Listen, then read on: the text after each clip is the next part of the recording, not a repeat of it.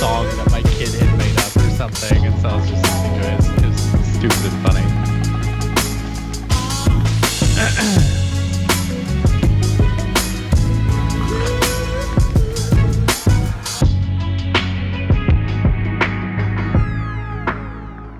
What's up, everybody? Getting ready to do a little show. Looks like everybody's coming in. Falling in here. Who we got? Who we got? Jags. What's up, Todd, Jags? What's up, Todd? Vernon. Hello, What's the Vernon. best? Is YouTube the best place to look at the comments and what have you? Yeah. So what I like to do look is at my screen. I open up. Yeah, it comes up there too. I open up YouTube, and then wrong way. I Pop open up out the player. YouTube, and then pop out the chat, so that I can have the chat just by itself. Cool. Yeah. And then shut back down YouTube. Cool. What's up, Vernon? What's up, Sarah? What's up, Rev? What's up, Joe? Joe. What's up, McDaffy? What's up, Brett? Daffy. Oh, nice. It's Brett. Patty. What's up, Patty? And Patty. All right. I think we're good. Y'all want to start recording? Sure. A Yes. little roll action. Check. Test. I'm 1, running. 2. All right, I'm running. And it looks like we're good. Is my phone muted? Yes. All right. Notes. All the notes. Cool. Everybody rolling?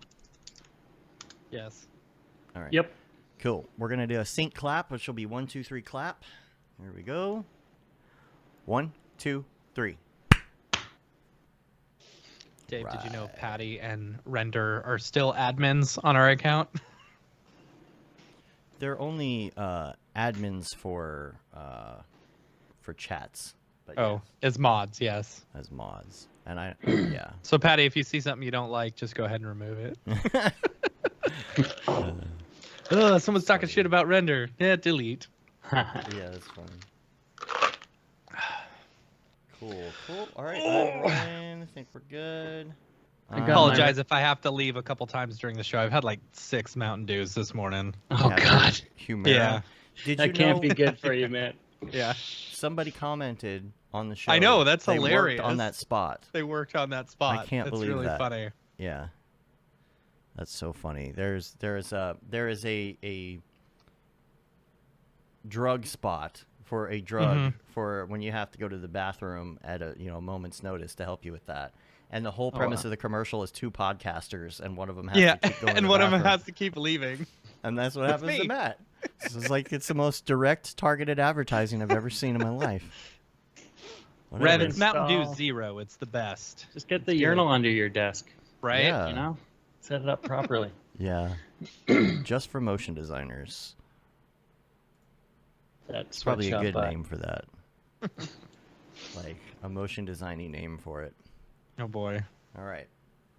We're good. I got my stuff. I got my links. I got my Dorpy. There will be a dog puppet that shows up. Just go with it. Yeah, just go with it, Nick. I've seen that dog puppet. That's when I like change the channel for a second and then I come back. You know?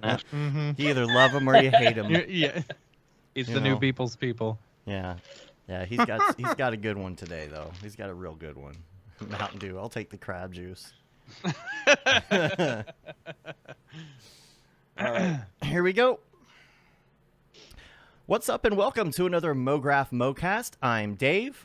And I'm Matt. And joining us this week is Nick DenBoer, also known by his name, his pseudonym, Smearballs.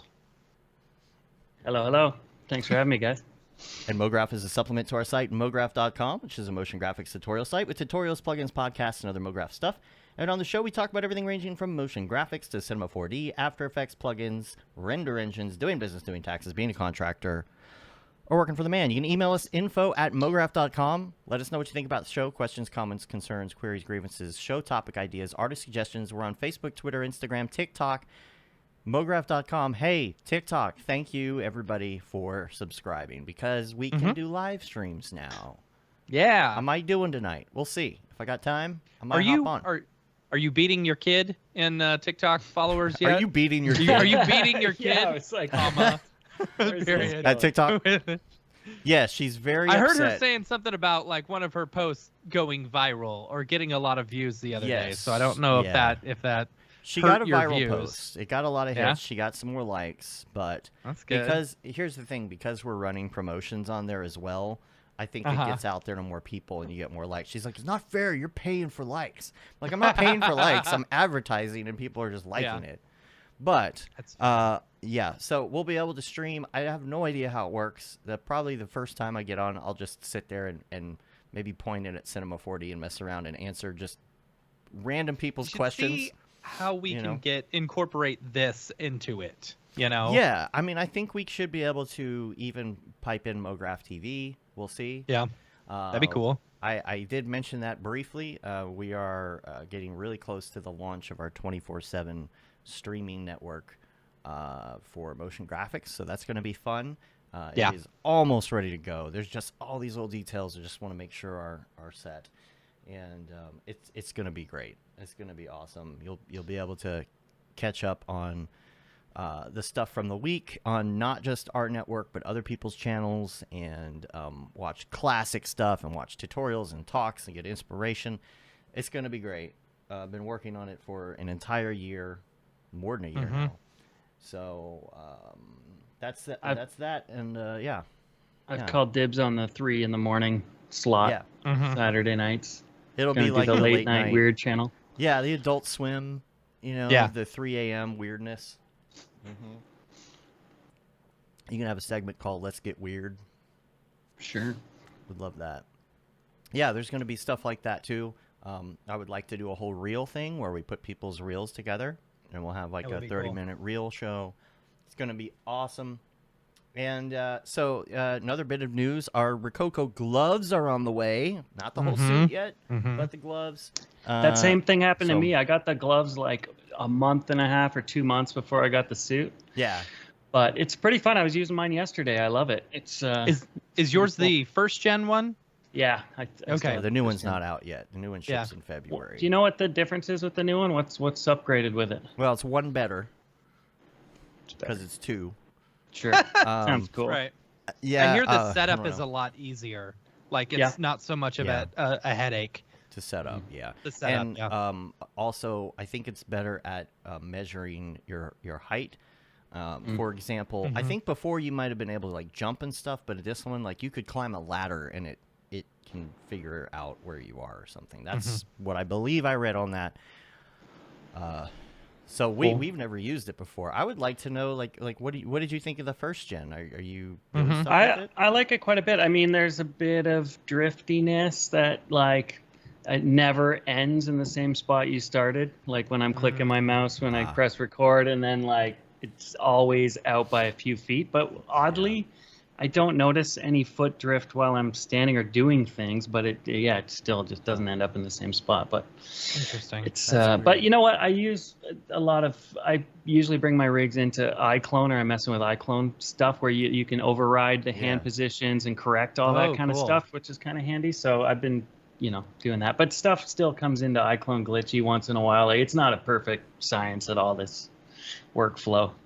That was going to be one of my links for this week was iClone. I was looking at it yesterday, and it looks like it really makes the character stuff a lot easier to handle. Totally, especially with the Rococo suit, because you'll have your hand. You can never, like, you're calibrating with your hands beside you, and whenever you touch your head, it's always like here or here or here. It's never right on. So when you have to have two hands touching something or holding something, like, you always have to adjust. In an iClone, you can just literally take any hand or any bone input with the IK and correct it and keyframe it really easily. So I find it super handy for that. What about rigging? Does it do rigging stuff too, like iClone? Fixing the rigging? Yeah, I mean, the characters are like, if you're using Character Creator 3 or whatever, the rig's already made and you can mess with them. But there's so many tools in iClone to mess with the rigs and to track stuff, and like, it's pretty robust. I'm by no means like an iClone expert, but it is pretty handy. I usually just do a bunch of stuff in iClone, bounce it into Cinema, and facial expressions. I'm still using the pose morphs that come into Cinema to be able to do that, because I kind of like doing that close up in my renderer to really see what it's going to look like in the end, rather than, and because it also exports like a keyframe for every frame on all parameters, so it's not like you can fix keyframes too easily and whatnot. So yeah. What's your process then? So you record it. We're so noob to this. Like, we're gonna be learning all this from scratch. So I think Jonathan Winbush is his name. I think he's he's got a good tutorial on that workflow that I keep referring to because I forget every time I go to use it. But but yeah, basically you record the mocap in the Rococo software, bounce it into 3D Exchange. So because that's the thing about Reallusion, you don't just buy iClone, you got to buy the whole damn package. You got to buy the 3D Exchange software that comes with it in order to bounce stuff in and out. So yeah, you bring the mocap FBX that you export from Rococo into 3D Exchange. Then you have to like do a little conversion process, and then you bounce it into iClone. And then so it's and just then a little fix step it up in iClone. Fix it up in iClone, export another FBX from iClone, bring it into Cinema, then do all my Octane. Is there not a way just to import it straight into Cinema? You can, but iClone is going to help you fix a lot of character stuff. Exactly. Well, so there's the new Mixamo rig, in Cinema that'll allow you to adjust Mixamo points and stuff like that.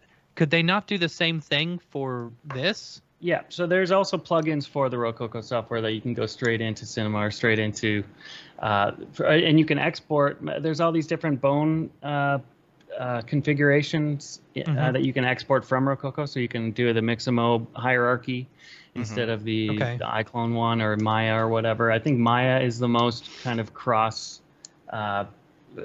compatible, so it's always like export as a Maya rig, and then in 3D Exchange use the Maya settings, and it all works kind of in Cinema.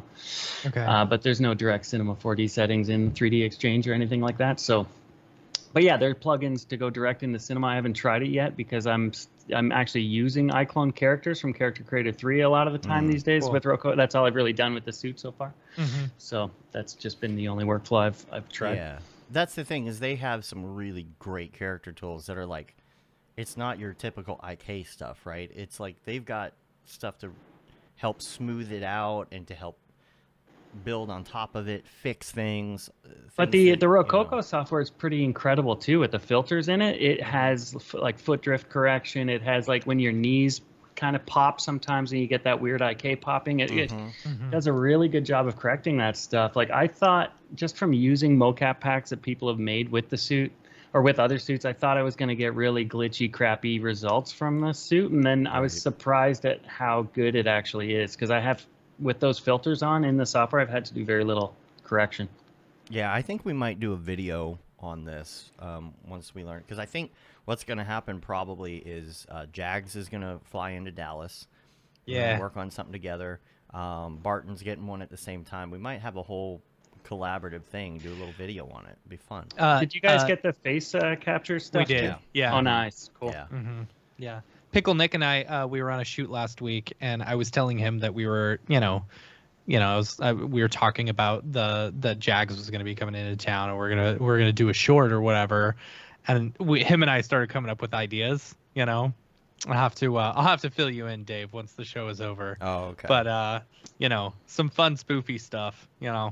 Sweet. So, I got one thing is like I've like lost almost 15 pounds or something in the last few months. Nice, which is congrats. Like, and thanks, but I can only now like as fit long as into you're my trying. suit. Yeah, if it's an accident, sorry. No, but it was like when I first got the suit, I was 15 pounds heavier, and I was just like, oh my god, I'm like barely zipping it up, and I'm like, this is Chris and Farley I got a large. the whole thing. Right. I'm like, I'm not taking any shots of myself using this suit. But now I feel like it's not as ridiculous. I still look ridiculous dancing around like a fool, but yeah, I might have to put a T-shirt on over it. Yeah. Don't look at me. Yeah. I have to Can stay you? in shape for does it. Can you actually put like clothing on top of it? I mean, I'm sure it'll be hot as hell, but like I don't think it would interfere with the tracking. I don't. I don't Interesting. Know. Yeah. That'd be funny. Yeah, because you could wear it under your clothes in public, like secret mocap. You've still got the headband on, though. It's a little giveaway. Yeah. Yeah. It'd be what was the name of the shoes would be hard because it's got sensor right on your toes, so it's like I don't think you could wear shoes with it too easily.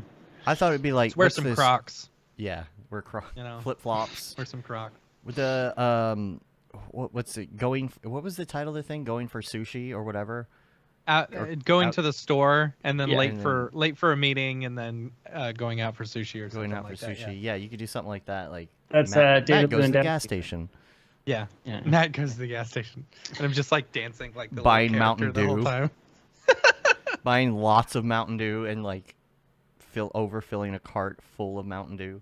It is We'll do that a in huge post. time saver though. Like, I mean, I've got a pretty massive mocap library, and like you can find stuff that works, but it's just awesome to get custom stuff and to just like I'm trying to do a piece right now with like 12 plus characters, and I basically just like had my click track going and did all of them in one shot yesterday. You know, like just to be, and then be like, wow, I have got this massive library all moving to the same beat, ready to pop into my scene. You know, it's pretty handy. Yeah, we're gonna have to learn how to dance. We need to learn some dance moves, Matt, so we can do something with it. Okay. Yeah, you gotta have something in the library. You just can't stand there. You know. At least learn how to floss. You already know how to do that, but I know how to do that. Yeah, I'm pretty good. Let's learn all the dances from Fortnite. Yeah. Well, those already you can download all those pretty much. I know. Yeah. That's true. That's true. Other things I had in the week wrap up. Today is going to be mostly NFT heavy, so just letting you know ahead of time. That's all my client work turned into NFT client work, so it's come full circle. Yeah. Yep. And I don't know, other things. I've got some links and things.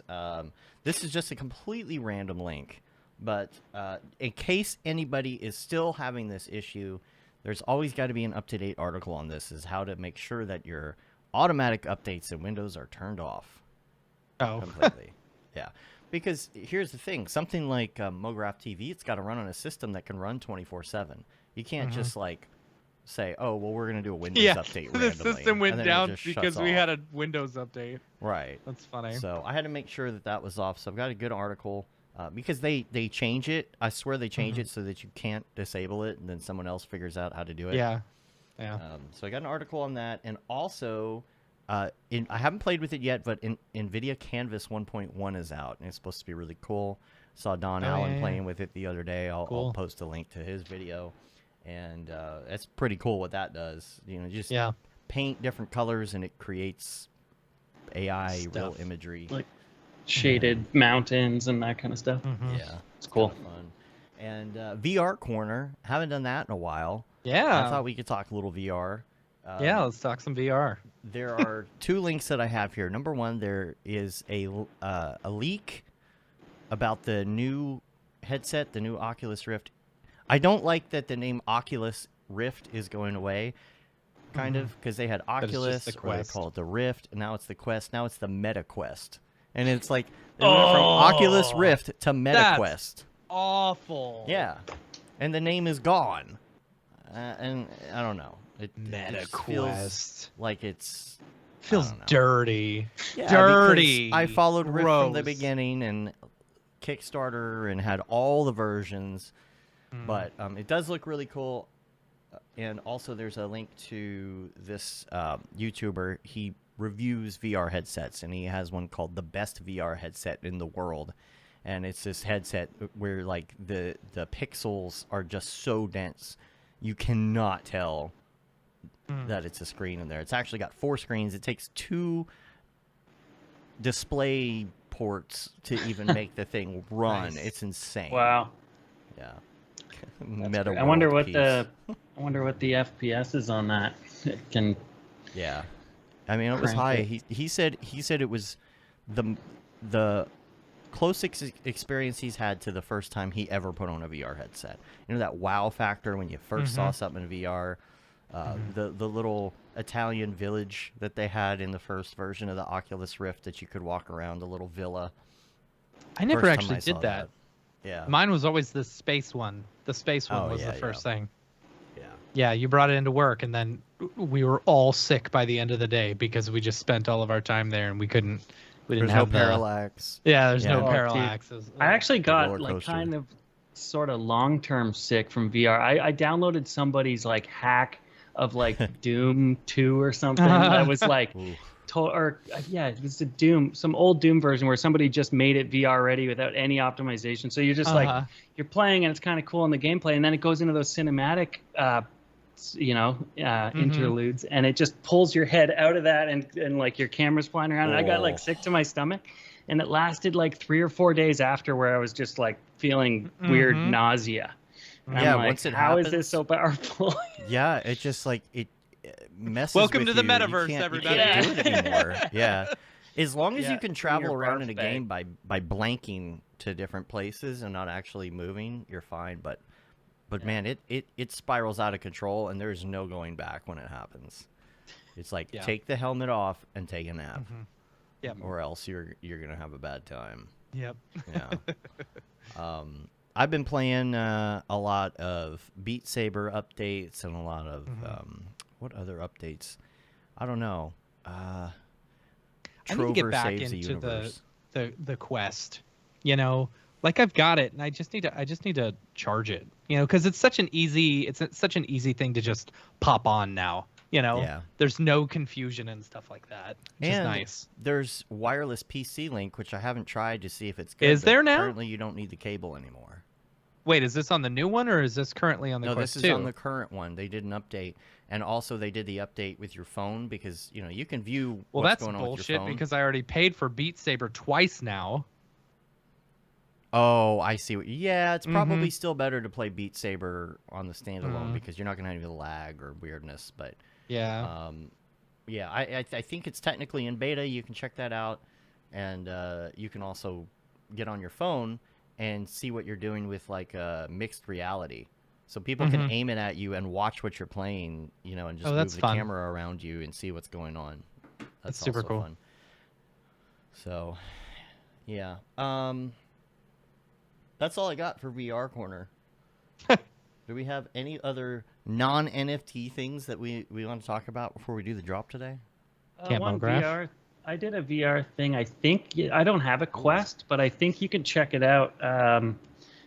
Since our last podcast, I think we talked about it. But I did a thing for the residents called Die Die Die. It's like a VR music video that I kind of sunk up some footage of a live performance with a 3D scene that I made of this like Coliseum, where there's all these weird murders taking place. So who is cool. it? Because of course, I Expect You to Die comes up. Die Die Die. The residents. Can you? Last time I searched on the Oculus thing, it was there. But the residents. Die Die Die Oculus. There we go. I found it. Cool. Yeah, so you should be able to check it out. The Meta Quest. Sorry. Quest. Yeah, here we go. Oh, okay. So dumb. Let me bring that up here. It just makes me so angry. So angry. Ooh, that's pretty. That Coliseum, it was really hard to get the focal length and line up the camera in that, because you've got this, it was shot on like an 8K 20 lens fucking stereo camera, and then trying to match that with the Cinema 4D Octane stereo camera, because you've got perfection in the 3D one, and there's all these imperfections and multi-lens distortions in the other one. So it was one of those, like, I kept moving the camera and the rotation like literal like fractions of a degree and then putting on the headset, rendering, putting on the headset, keep testing it until finally I just like got it, and it like sunk up, and it was literally like finding a needle in a haystack to get that camera position locked in. That's cool though. That's good. Yeah, it turned out really neat. There's a lens that Canon came out with. Canon just announced. Yeah. Have you seen that? What is it? It's like a 180 degree lens that you pop onto your thing, and it's stereo. Stereo. Yeah, stereo lens that pops right onto the regular mount. Just rad. So you just record super, like if you put this on because this would be compatible with Blackmagic 6K. Because it is EF. Yeah. So you put that on there, and then actually it says RF, but I don't know. I don't know, but I think it would work. Is it projecting like an eco-rectangular kind of a thing in there, or is it? How does it? What image are you recording? I would assume that it would probably be doing like a left-right type thing. Yeah, rounded. Yeah. So I don't know how ready it is, like after it's done, if you could just play the footage or if you've got to do some sort of special processing with it first. Yeah. Yeah, you must have to do some process because it's probably just too spherical, like warped, distorted images, right? Yeah, I mean but that's you get that the stereo. That's so the cool part. the GoPro used to have something similar, you know, where it was two lenses and you'd hook up two GoPros, you know, to it, and then you'd bring that into your computer, and then you'd have to like adjust the, you know, the parallax between the two or whatever. The what's the word?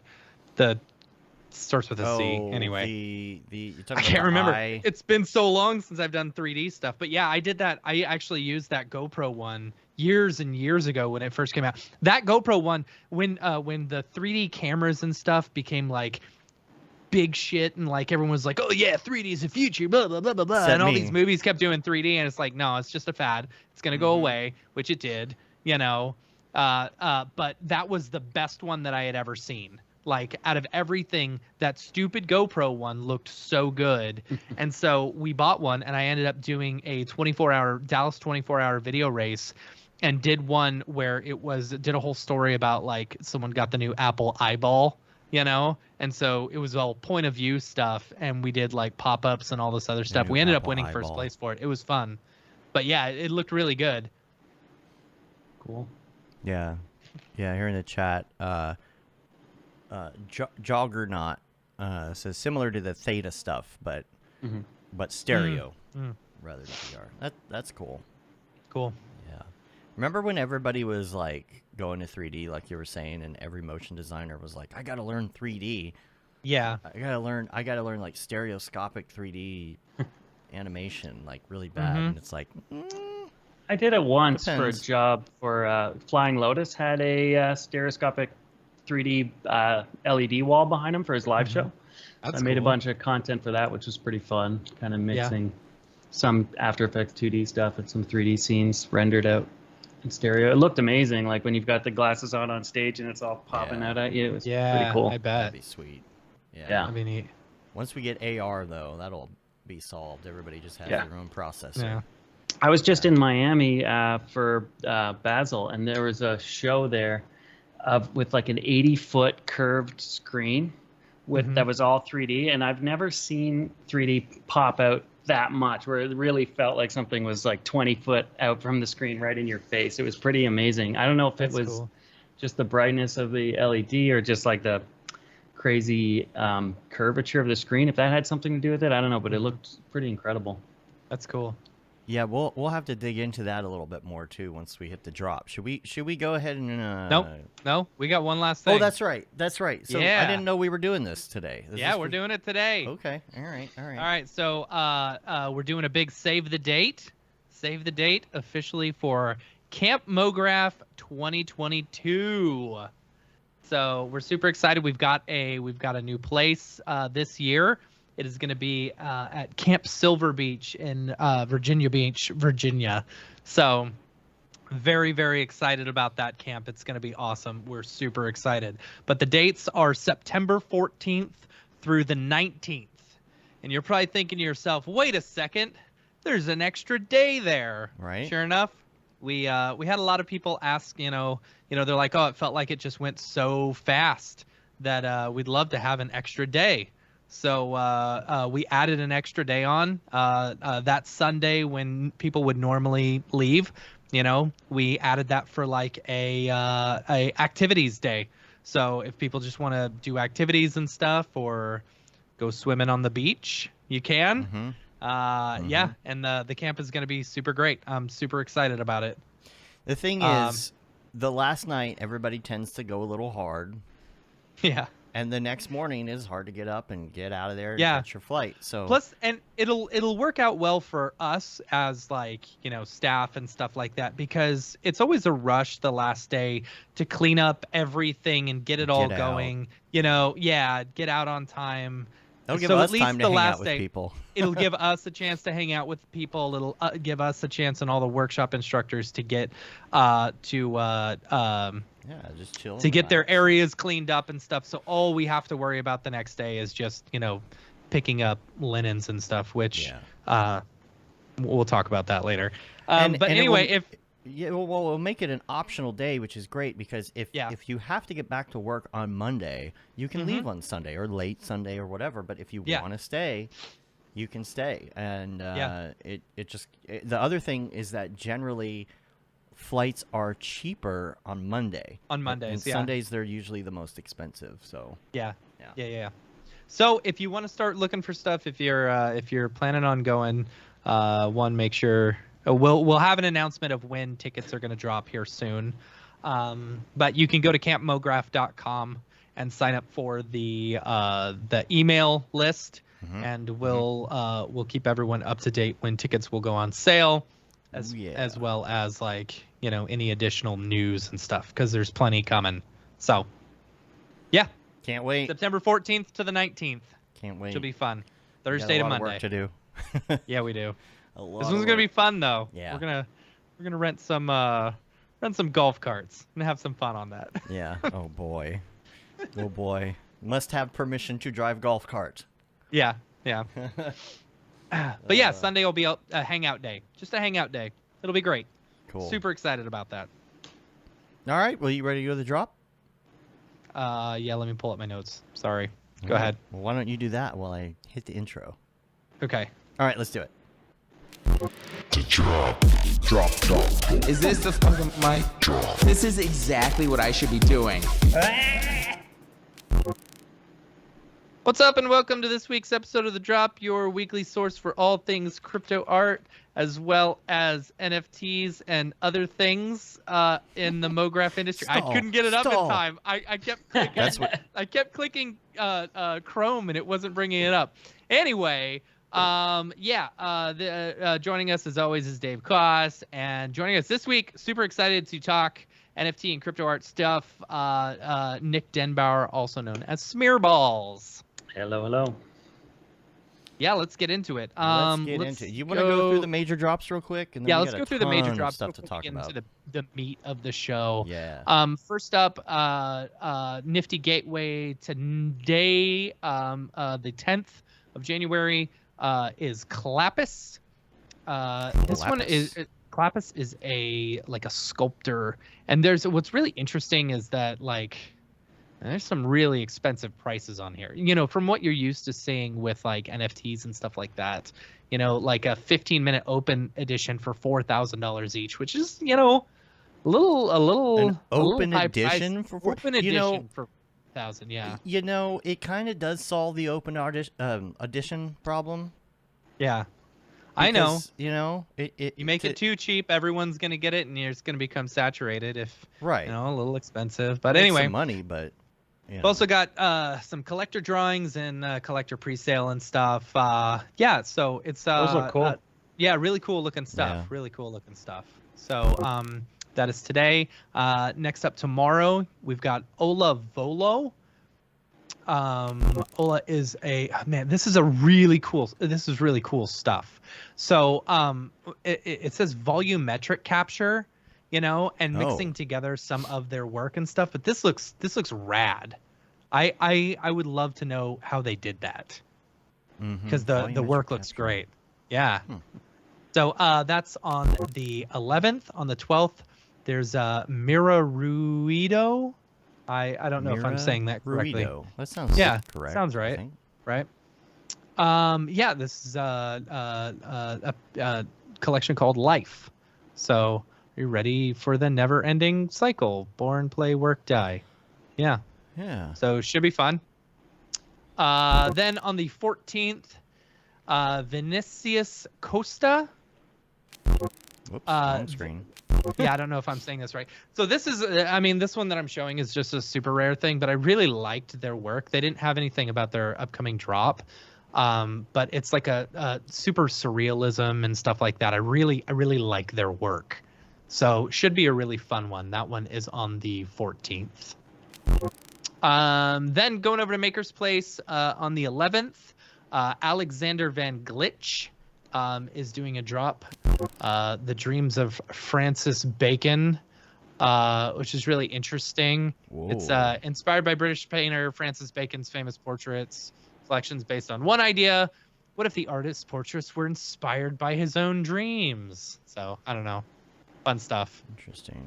Neat looking stuff. Yeah. Then on the 12th, Lulu Jiao. I don't know if I'm saying that correct, but I love this work. I think it's super pretty stuff. Super fun. Let me turn it down. Yeah. Super fun, like, you know, the plasticky looking vinyl stuff, but like there's a butt. Yeah. There's a butt, you know. Butt. So, really neat looking stuff. I like it. Something that's right up EJ's alley, I think. Not because of the butt, but because of the vinyl stuff. No. Then on the 13th, Android Jones on Maker's Place, which is really cool.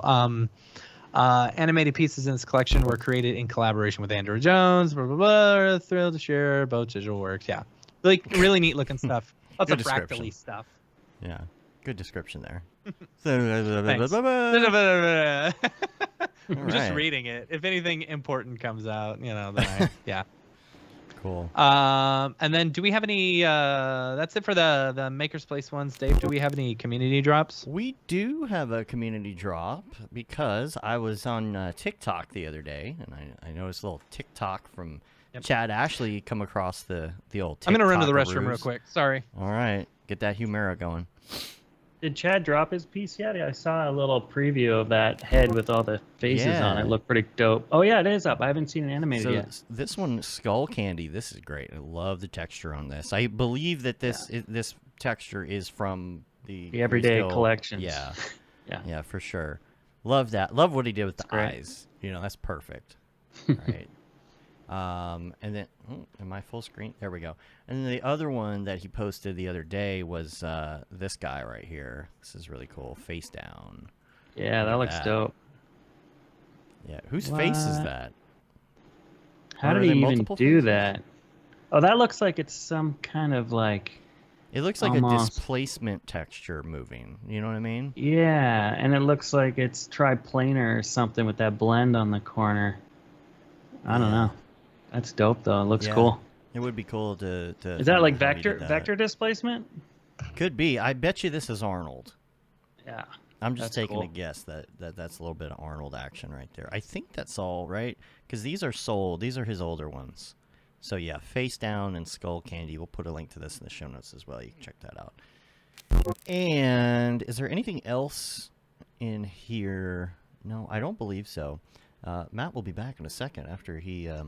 You need to play like P sound effects while he's gone. Right. When he does, you know, just like the Naked Gun kind of. Yeah.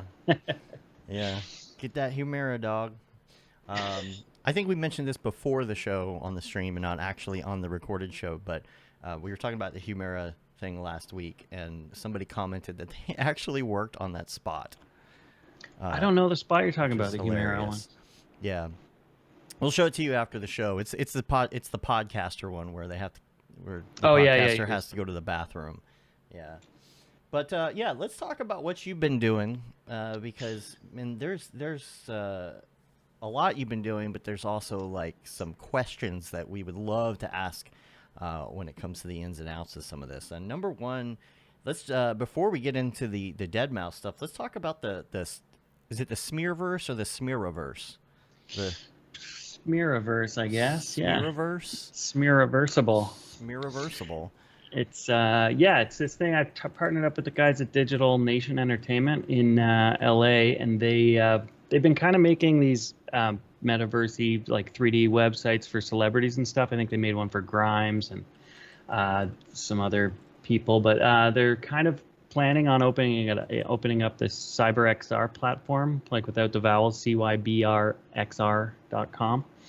and where people, maybe there'll be more of a template site where people can build, you know, from various templates and customize it, and you know, get a back end where you can change textures on walls and blah blah blah. So there's tons of these kind of sites coming up, but these guys at Cyber have made it. The rendering in it is really good, and there's some really good UE guys over there. So I kind of just did a little mock house, kind of like a Pee-wee's Playhouse weirdo land, and made it in Cinema 4D and gave it to these guys, and they ported it into some WebXR platform that they've developed. And it's really cool because you can jump in and have like webcam calls because your avatar will actually pop up with a, video head, and you can tried that. Chat. It's cool. Yeah, you came in that day that I launched it. That was fun. Yeah. I was looking to see if there was like some footage or video of it somewhere. The problem is you don't want to load up the site because it wants you to log in, and it's going to take all this GPU power, and I don't want to open it live. Yeah, well, we've got our webcams going here and audio issues. So, but if you're watching, check it out. I've been having client meetings in there because it's more fun than a Zoom call. You've got a avatar. Chill out. And you got just like half naked, weird things all around the place, and it's like this is what you've got to expect if you're going to work with me. That's true. That's true. You got to be comfortable with this. But the idea too is like eventually there's like a main screen inside the house where I'll be able to do live streams from there, and also have art shows. So I've got a bunch of screens frames in there that we'll be able to cycle through and have kind of group art shows and have a party in there to launch it and whatnot. So I just it's only in the last week I've become a free man again, so I kind of want to get back into that world. But in the meantime, we also built one for the Deadmau5 project, so there's kind of a headquarters for the actual NFT project where people can hang out, and there's a little shooter game in there. And I played it this morning. Oh yeah? Yeah. There's some people in the Discord that are like serious about it and have like high scores that I don't even know how they got. Like that's hilarious. They've just played perfectly for 3 minutes kind of thing. It's nuts. But yeah, there was like, what else was in there I noticed this morning? I love what you did with the dance floor, first of all. Because in the dance floor, in front of the cube, there's like a dance floor, like, one of those cube square dance floors, disco dance floors, but it's all the NFTs. Mm-hmm. Yeah, and there's actually a room off to the side, which is a giant sphere, kind of like, X-Men, where all 5,555 or whatever. They're all in there. They're all in there, yeah. Oh, man. I didn't know that. Yeah, that was really cool walking in there. I was like, dude, the in the middle of it, though, you have the one giant head. Is it called Goat Lord? Is that the name of it? Okay, I was curious if he called it Goat Lord. I knew it was his head, but I didn't know the name of it. I just assumed. But so that one's like in the middle, and then you also have an avatar of him on his cube in the middle, in front of the dance floor, in the main room. Can are we able to bring in the GTFO? GTFO, those files into it for our avatars? Yeah, so it's kind of crazy. We're the only NFT project that is available on Ready Player Me. So if you go to readyplayerme.com and set up a avatar, you can go into I think in wardrobe or something on the left-hand side. If you bring up that site, you can see it'll actually allow you to kind of redeem your NFT and add it to your avatar and wear the head. So I thought that they had been doing this for months and there was tons of NFTs on there. And then I just saw them tweet out a couple days ago, like, no, the only NFT project we have is head. So but that's where it's all going, right? Like you buy it, you wear your wearables and the cross-platform, and you'll be able to put your Adidas shoes on your character, whatever. But Ready Player Me has some pretty awesome like clothing and stuff. So we actually had a bunch of little parties with like 30 or 40. I mean, we had like 600 people come through the one day when Joel was in the space. Nice. And all these people were coming in with their avatars, but we could only have 30 or 40 in a room before it spawns a new room. Yeah. So it was like, it's unfortunately only the first people could like hang out with me and Joel in that one. But it was like, it's just cool to see the numbers roll through and have all these like people who bought come in with wearing their head, it's pretty cool to see the utility with it. And we've done a partnership with Sandbox too, so you'll be able to redeem your head in Sandbox. And I was like skeptical at first. I'm like, how are they going to make these look good, all voxelated, but they did a great job. And I'm amazed that the detail retains and you can like, wear it and it still looks cool in that space. So that's coming, I think, in the next month or two. And cool. So it's pretty cool to have all these integrations right off the bat where you can use this thing everywhere kind of thing. Let's talk about the process a little bit, because there's 10,000. Was it 10,000? No, or was 5,555. Oh, fives. Yeah. That's right. That's right. Because DenBoer. Yeah, exactly. So, the process of generating them, you mean? Yeah, because So- a lot of people have a whole team, and then they're using like special software and Houdini and all of that. But you didn't use Houdini. Good old Cinema 4D. That's Yeah. how it came out. Well, the crazy thing is we talked to a bunch of different companies at first about doing this, and like I knew nothing about the whole blockchain side of it, but I always thought, why can't we do this in 3D? You're seeing all these 2D ones, and most of the people we talked to do this wanted to just pre-render all of the assets as PNGs and layer them. And I'm like, that's gonna fucking suck. Like, you're not gonna get the reflection of the ears on your head, and like it's just like it's fake 3D, and it sucks. So, and we wanted to give 3D models with it as well. So I actually hit up Orestes. How do you say his last name now? I can never. Yes. Constantinides. Yeah, like Yes. a 900-letter Greek last name. But Yeah. Anyway, but he's brilliant, and he's been my, guy when I have Cinema 4D problems, because he knows everything, because he's like, ex-Maxon employee. So I was like, dude, can we figure out how to, do this? All we need is a bunch of different buckets to swap out eyes, mouths, skulls, and ears. There's 4 categories, and he wrote this Python script in Cinema that basically gave me a little expression where you drop in your nulls that are full of my 50 different skulls, my 50 different eyes, mouths, and ears, and it randomizes between them, make sure there's no doubles, and makes all these combos. And then I was able to put a Cinema 4D tag on a skull and say this skull can only work with ears number 14, 18, 32, blah, blah, blah, in brackets, and just put my number. So then I can make all these rules, that skull does not work with these ears, so I can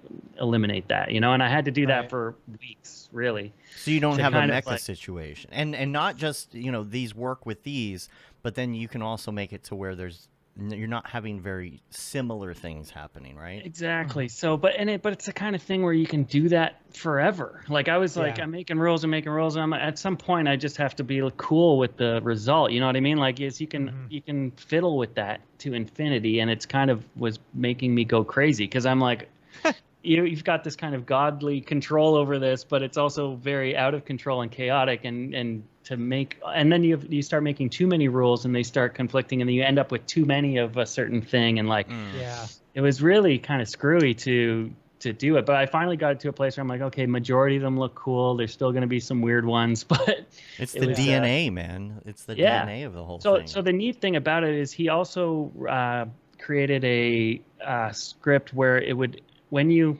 play through it, it exports a CSV file with all of your combinations in a spreadsheet. Then you can also read from that CSV file. So I could go in, if there's any screwed up ones, I could manually change the numbers into something else that maybe looks better. So I did a by hand round of curation through it, where I'm like, okay, that one looks screwed up, I'll give it these eyes. And by the end of it, I memorized in my head, I know what skull 14 is. I know what eyes 13 is. I know them all off by heart, all 200. That's a almost, blonde. That's a brunette. That's a Yeah, your I matrix would go in, and by the end of it, I'm like, yeah. no, it was crazy. By the end, I was like, okay, I want to add these eyes to this one. So I just kind of did a pass to just get rid of the real messed up looking ones, and I didn't eliminate all of them, but it kind of needed that to be able to make a lot of them look cooler, or just get rid of the real freaky ones that you couldn't really write that many rules to avoid. You know what I mean? So there was one in particular that's your favorite. Yeah. Which of the traits are your favorites? I like the really kind of gross looking ones with the weird skin. I mean, Joel's and mine, the goat one that I did in ZBrush is kind of cool. Just 'cause I spent a lot of time on that one. Yeah. But yeah, I mean, the cool thing was I made a bunch of what we called mouse matches, which were the perfect, the Bitcoin eyes, the Bitcoin skull, the Bitcoin mouth, the Bitcoin ears. Perfect match would be that. But then some of the cooler ones are where they have 3 of those and then weird eyes or something, or they're almost perfect matches, but not, then they've got one wild card in them. So those ones are kind of popular with the collectors because they look cool. But the weird thing about mine. I like mine a lot. You got a cool one. The weird thing about Rarity Sniper in this situation is that it's based on if you go, that's what the site we use to kind of figure out how rare your head is, but it doesn't account for those 3 of 4 matches. You know what I mean? So there'll be you could have the Bitcoin eyes, Bitcoin skull, Bitcoin ears, and a weird mouth, and it would rank really low on the rarity score because they might be all, common traits. Right. But when you look at those traits, there's only, let's say, 4 out of the entire collection that have those 3 of 4. So you've actually got a really rare one, but it doesn't count on Rarity Sniper. You know what I mean? So I think collectors have been kind of privy to that and realizing like, hey, we've got, some rare ones here that aren't necessarily counted rare on Rarity Sniper. Right. What is this map? Some of Is those this yours? That one was mine. I was really. Oh, yeah? I really liked mine. Yeah. I did like that you can with the what is it? Keep wanting to say GTFO. It's not the GLTF file. Like that's super cool. Like giving that away as well as the actual like thing. Yeah, and they're all downloadable by anyone. Like you don't even have to own it to get. The really? content. Oh, that's cool. Yeah. So people got those plus a 2160 by 2160 octane render of each image downloadable. And I just actually uploaded to the Discord PNGs with transparent background as well of those renders. I just ran that pack last night. Rad. And Orestes is actually working on an FBX export script for me, so I'll be able to give everyone FBXs as well. That's cool. Awesome. So that's coming. So cool. I would love also to be able to just give C4Ds with my original Octane 4K materials, which I'm gonna hopefully do as well. Mm-hmm. So everyone who's into Octane can have those. But it basically has to go through and export every single frame as an FBX or every single frame as a C4D. Yeah. When you scroll through the timeline, does it look really cool? Yeah, it just like jitters and randoms out, like it's the cool thing is like all the expression does is toggles visibility on the different null layers within the nulls, right? So it just like turns on and off visibility, and then it he did some kind of a weird trick with the camera. Actually, it renames the camera the combination of your eyes, ears, mouth, numbers, and then it exports your file with that number that it pulls from the name of the camera. Mm-hmm. I don't know why. It can, like, do a take, probably so you can do a take or something, right? You have takes set up? I don't think takes are set up. No, it's just literally to pull that name, the combo number out of something that they could get out of the process somehow. Yeah, but then it's cool because he also built in a thing where if I change that CSV file manually, like I said, I just swap a bunch of traits.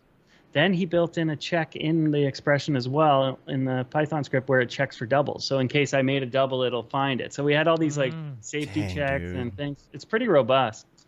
That's cool. But actually, I did want to share something cool. If anyone wants to mess with it, some guy just released a similar plugin add-on for Blender that does exactly kind of the same thing. See, this needs to be a packaged thing that Maxon puts out for people. Like for real. You and Orestes should put this together and be like, oh, here's your NFT thing. I just put it in the chat. Okay, cool. I think I don't see it yet. I don't see it. Did you hit enter? I did hit enter. Oh, did you send it to me? The YouTube chat. Oh, the YouTube chat. Yeah, that probably won't work. It probably won't do it. Yeah, put it in the Skype chat. Send it to Dave on chat. Cool. Yeah. So, I was going to ask you that CSV file, the spreadsheet you have, right? Does it have the photos in it, like the renders? You can look at the renders. No, it's just numbers. So it's like I made a legend after with renders that I populated it with the images manually, but no, the spreadsheet just does the 4 categories plus the background color and just a dummy check if there's a double or not. So it's got 6 categories. Here's that link you sent here. This is so it's just exporting each one essentially, right? Yeah, I think it's very similar to what we made. I don't know if it's as robust. I just kind of skimmed over the video, but it looks like you can kind of do it for free on Blender. Plus, you'd have to learn Blender. That's the only problem. Yeah. Totally. But we actually use Blender for this as well. So after to do the GLTF exports, I was just kind of thought I was screwed because I already had to redo all my Octane textures as Cinema 4D standard textures to do the GLTF export.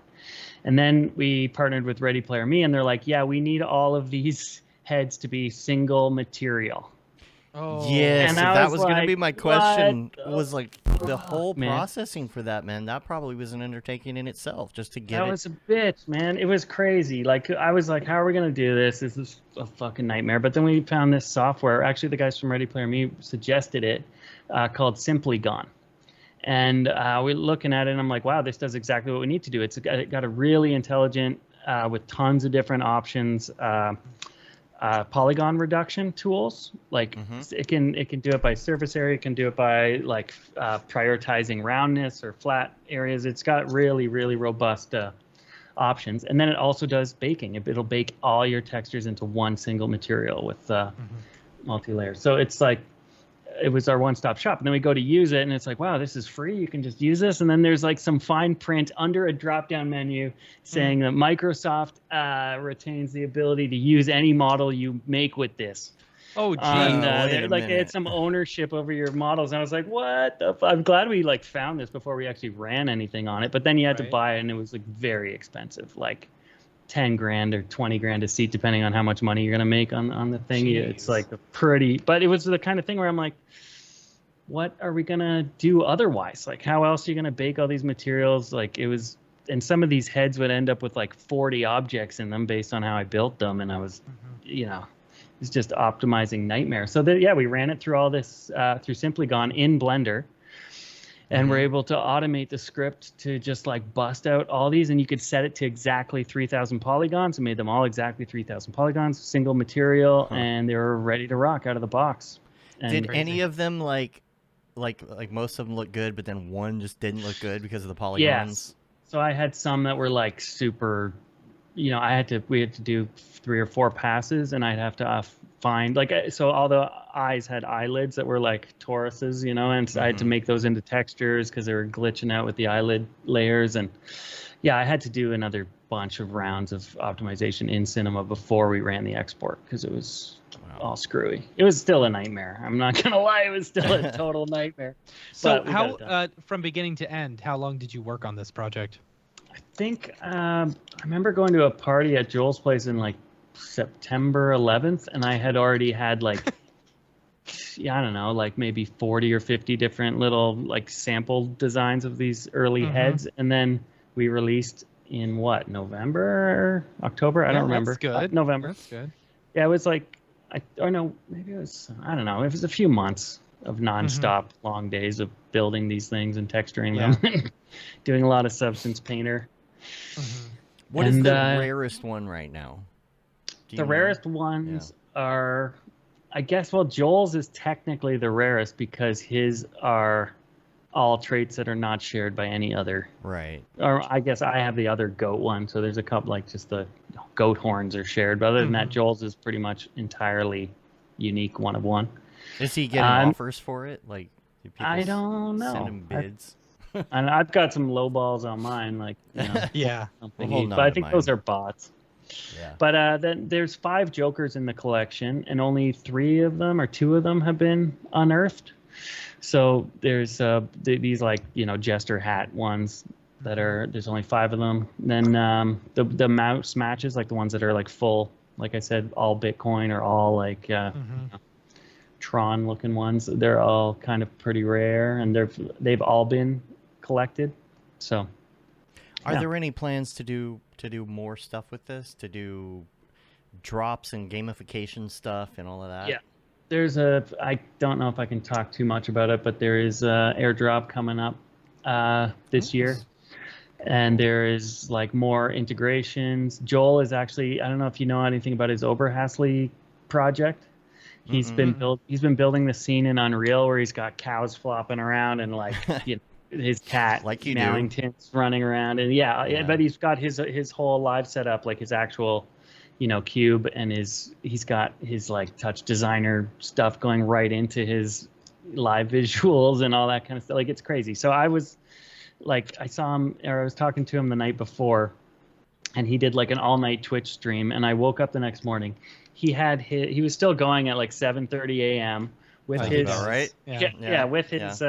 with his cube, playing content of the heads. He was pulling from the GLTFs on OpenSea, the actual ones that OpenSea's pulling from the server. He had it so his Twitch viewers could type in a number of a head, and it would make his head while he was DJing turn into that head. That's From cool. those GLTFs straight into Unreal streaming live on Twitch. Like I was like, how the fuck did you figure that out, man? And these weren't the Ready Player Me like 3,000 polygon ones. They were the full poly, No way. like ones from OpenSea. So yeah, I was pretty impressed that he figured all that out in like, you know, one sitting. Yeah. So that's coming. Like eventually, that his actual project will be released with some kind of integration officially.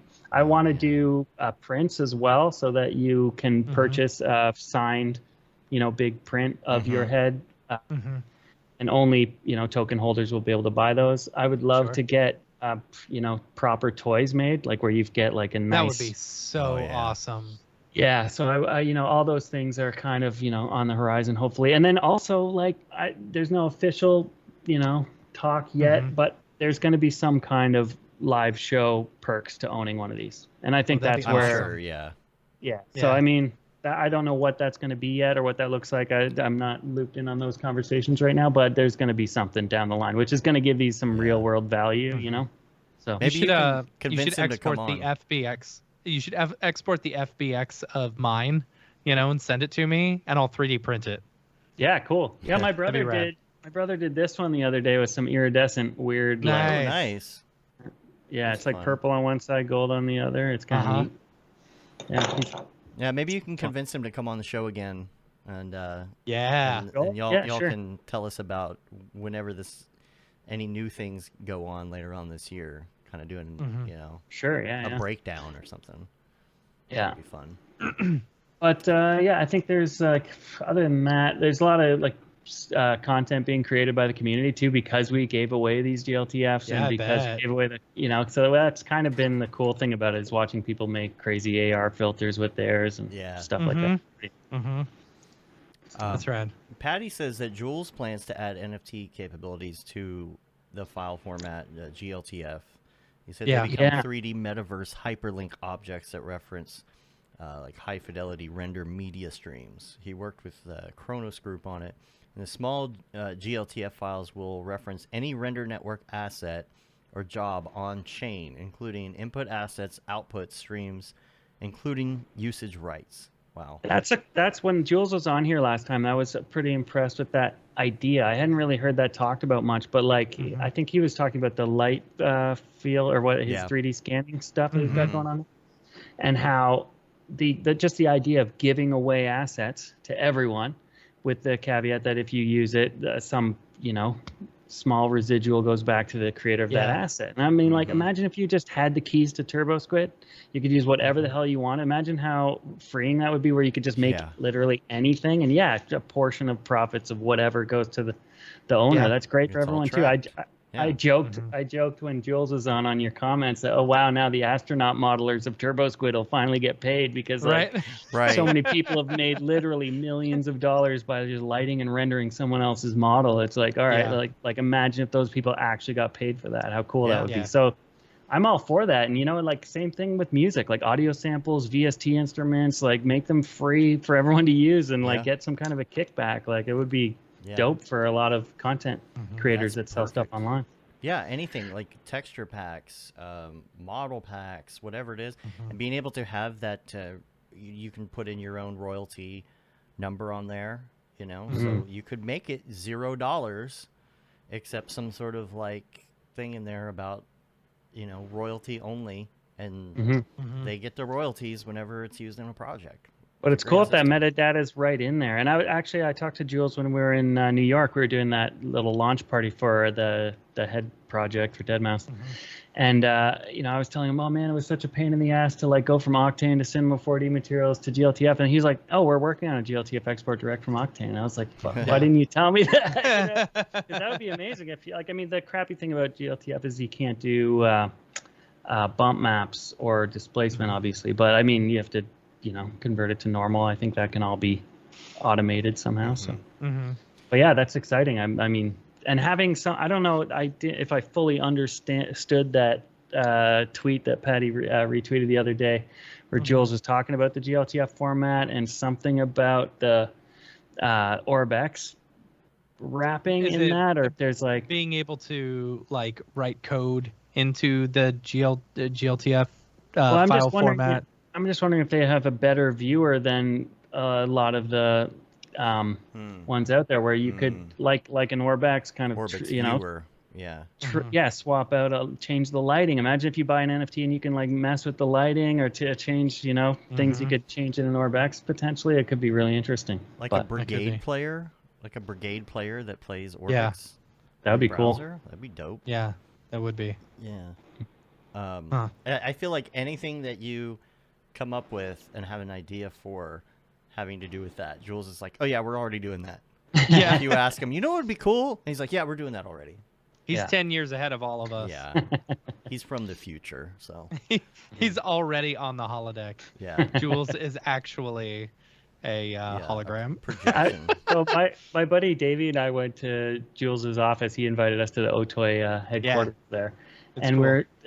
we're sitting there talking to Jules. Is like, so what are the top things you'd like to, you know, change about Octane, like your suggestions, whatever. And then all of a sudden, like 2 Apache helicopters like flew right beside us, like outside of the window. Yeah. And my buddy Davey, he's all into conspiracy stuff. He was just like, that wasn't real, man. That was like simulation. He's got some kind of Octane simulation running on the windows that overlays. Yeah. It's like right away, I'm like giving Jules a side eye, like, you got Those were his Messing holographic with us. displays. He just wanted to see if Exactly, you thought yeah. they were real enough. He was just testing us to see if that actually happened. Yeah, I always thought that would be fun to do your actual window in a room as a just giant LED, and you could just make it daytime at night if you want. That'd be fun. Maybe I'll do that here. I never open the window I've seen anymore. I've seen a bunch of like things on TikTok where people will take a projector and project it onto a wall as if it's like a window, so that you can control like the weather or whatever you want. You know, Fun. Make it be storm. fun. Play some rain sounds. Yeah. Soothing rain sounds. I don't know. Tell us Apocalypse about bunker stuff. Art Basel. Yeah, that was wild. It was I had a piece up with Super Rare for their big video monolith, Yeah. and Saw it. Yes. It's cool. yeah, it me looked pull that up. awesome. Like seeing it in real life was pretty amazing, and all the artists they had on it were pretty cool. There was like I was more into the ones that actually used the box geometry like yeah. I did. There was a bunch of Yeah. artists that kind of dove into the sort of space of it and made it work, and it was super awesome to see. Just the super bright LED cube blasting at nighttime especially was cool. But so that was pretty fun. And what else? I had a piece up at Scope with Super Chief Gallery, and they had a pretty cool setup. I was actually kind of surprised at that there wasn't more video screens everywhere. There's a few galleries that had stuff at Scope in particular, but it was also the first year ever for NFT digital art at Basel for the most part, because there was none. There wasn't a Basel last year. Yeah, this is the screen here. I'll have to go find do you have it on Insta or something? I'll have to go find what it actually looked like. Yeah, I think I just did Insta stories. It might be in my story highlights there at Basel, but the Facebooks or something. I don't know. I I'll should find have it. that. But it's but yeah, that was super fun. But it was also just fun meeting everyone and going to all the parties. I was only there for like 60 hours or something. Like it was a pretty quick burn. Who did it was fun. Who did you see there?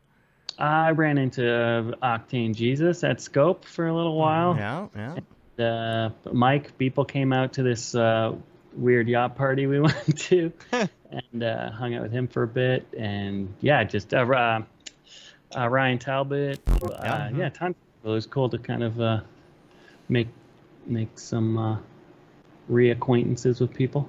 But yeah, it was pretty awesome. I went to the Christie's had a wicked party where the whole kind of NFT community was. But it was really cool to see NFT world kind of meld in with the Art Basel world, because I used to go to Art Basel like 10 or 15 years ago when I was a kid. I would like drive a bunch of like established traditional artists' work down to Miami from Toronto in my pickup truck and like set up. So that my history with Art Basel is like a decade ago, and to like go revisit it again now with like all the digital stuff intertwined is pretty interesting. But it's also just a long time coming. Like, why did it take this long for, like, digital art in general to be accepted in the art world? I remember going to art school in like 1999, and it was like, or early 2000s. It's like, oh, you could make your art on a DVD and try and sell that. And who's buying a plastic DVD jewel case for $1,000? Like, it just wasn't. It was laughed at. I think it's I mean, it's the collectability now. Like exactly. With a physical art piece, you actually own the physical art piece. With this, the collectability, of the blockchain and stuff. Yeah. Sure. But it's still, regardless of that, it's still long overdue that it's, that artists can actually be taken serious in this realm. Yeah. Yeah. The Rafik Anadol, I'm probably not saying his name right, but that guy's piece on Miami Beach was unbelievable. It was like a 30-foot video screen, super bright. They hit all of the cables and generators, so it was literally just this box on the beach, and it was pretty mesmerizing. That's cool. I just buried everything. Yeah. That's cool. That's super cool. Yeah. Where do you think this stuff is going in the future? Like, where do you think? Well, first of all, the art's going to be the art, and the art's going to evolve too, I'm sure. But like, where do you think the metaverse and everything's going? Yeah. Metaverse is like, I think everyone's waiting for the Facebooks and the Googles to just, launch their domineering, advertised, infused hellholes. But the weird thing is it just seems like a weird play to me for Facebook to do this in general, because like we've gotten to the point now with social media where you just have to flick your thumb, and it's so lazy, and that's what's making money. That's where all the attention time is going. And it's this lazy TikTok, 8 seconds. I don't even care who made it. Don't even need to subscribe to that person. Just flick on the toilet.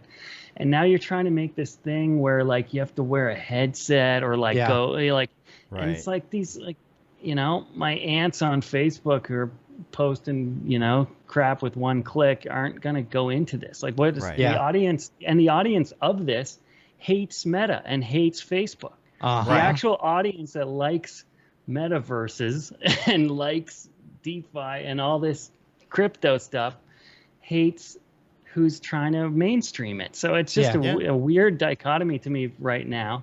I think when Google does it and they use Google Earth and you can overlay a giant hot dog on your house, like that'll be cool. But it's also like going to be an advertising help. Yeah, it will. Yeah, but when you've got, there will be the definitive like, whoever it is, like you said, but it's going to be mainstream when AR is mainstream. There's no mainstream metaverse before mainstream AR. Yeah, and I think it's going to take way longer than people think, judging by the way investments are going into it. It's reminding me of weed stocks right now. You have a company that says metaverse and you get like $14 million worth of money injected into you and you haven't made a dime yet. It's like same thing happened to weed stocks here in Canada, where it's like you just have some like, you bought a strain of hemp that you have the patent for, and all of a sudden someone throws you $500,000 and you're like, didn't even make $1, probably won't. It's just like, it's a lot of, money being thrown around at stuff where how many people are really hanging out in Decentraland right now? Yeah. How long is Decentraland going to last when it looks like ass? And you're going to get some pixel streamed, wicked Unreal Engine site that totally doesn't even require any processing GPU power because it's on some server being pixel streamed, and it kicks the crap out of Decentraland and makes it look like Star Fox from Super Nintendo. Like it's just like, and then everyone's buying this like real estate for $500,000 in Star Fox, and like, what's that going to be worth if overnight something comes out that kills it? I don't have a lot of faith in some of these ugly, not shaded nicely platforms doing well in the future. It's very Second Life. It's just like Second Life. Really? But I think the key to it is kind of making worlds that are upgradable, making worlds that can roll with the technology. As like, if everything goes fiber optic and you can stream way heavier without it's about offloading the processing power to the servers and being able to stream this really high end, renders. Like is Fortnite pixel streamed? Because sometimes I feel like I see compression when I play it on the Switch. Anyway, that's just the Switch. The Switch is it just can't handle it. I noticed that a lot too with Rocket League on the Switch. You know, and because So I've it's played not Rocket League a mainstream. lot on the Xbox, and I don't have issues like that like I do on the Switch. Yeah.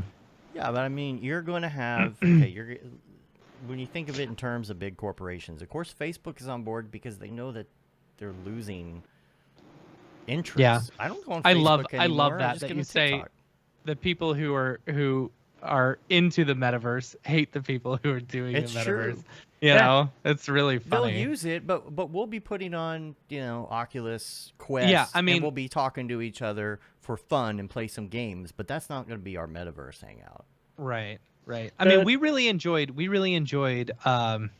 Rec Room for a while. You know, It's a lot Dave cooler now too. Yeah, I mean, we did a lot of Rec Room stuff. It was almost weekly, and it was a lot of fun, you know. But it's like, yeah, you did have to pull out. I don't think the technology has to be readily available and cheap, you know, or basically they're gonna have to give away headsets to everyone and anyone they want in their metaverse. The other you know? big hurdle is that there's all this, still pretty relevant blowback on crypto and NFTs, and not just Right. users, like actual platforms. Like VR chat is very adverse to crypto and NFTs, and that I don't think that's going to happen in there anytime soon. And like you hear about the big gaming companies who are taking stands. Sega just said they're not going to do NFTs if it's seen as a cash grab, and it's really divisive, not just in like users and audiences, but like I just know even from doing my Eric Andre collaboration is just like seeing a bit. I didn't get as much blowback as some of his other NFT collaborations, but like Tim and Eric had to like undo their NFT because people hated and their fan base hated Really? NFTs so much. Yeah, yeah, they- Weird. But that what's bad, the man, hate? yeah. Is it the environmental aspects? I think there's a people are lot of working on different solving reasons. that.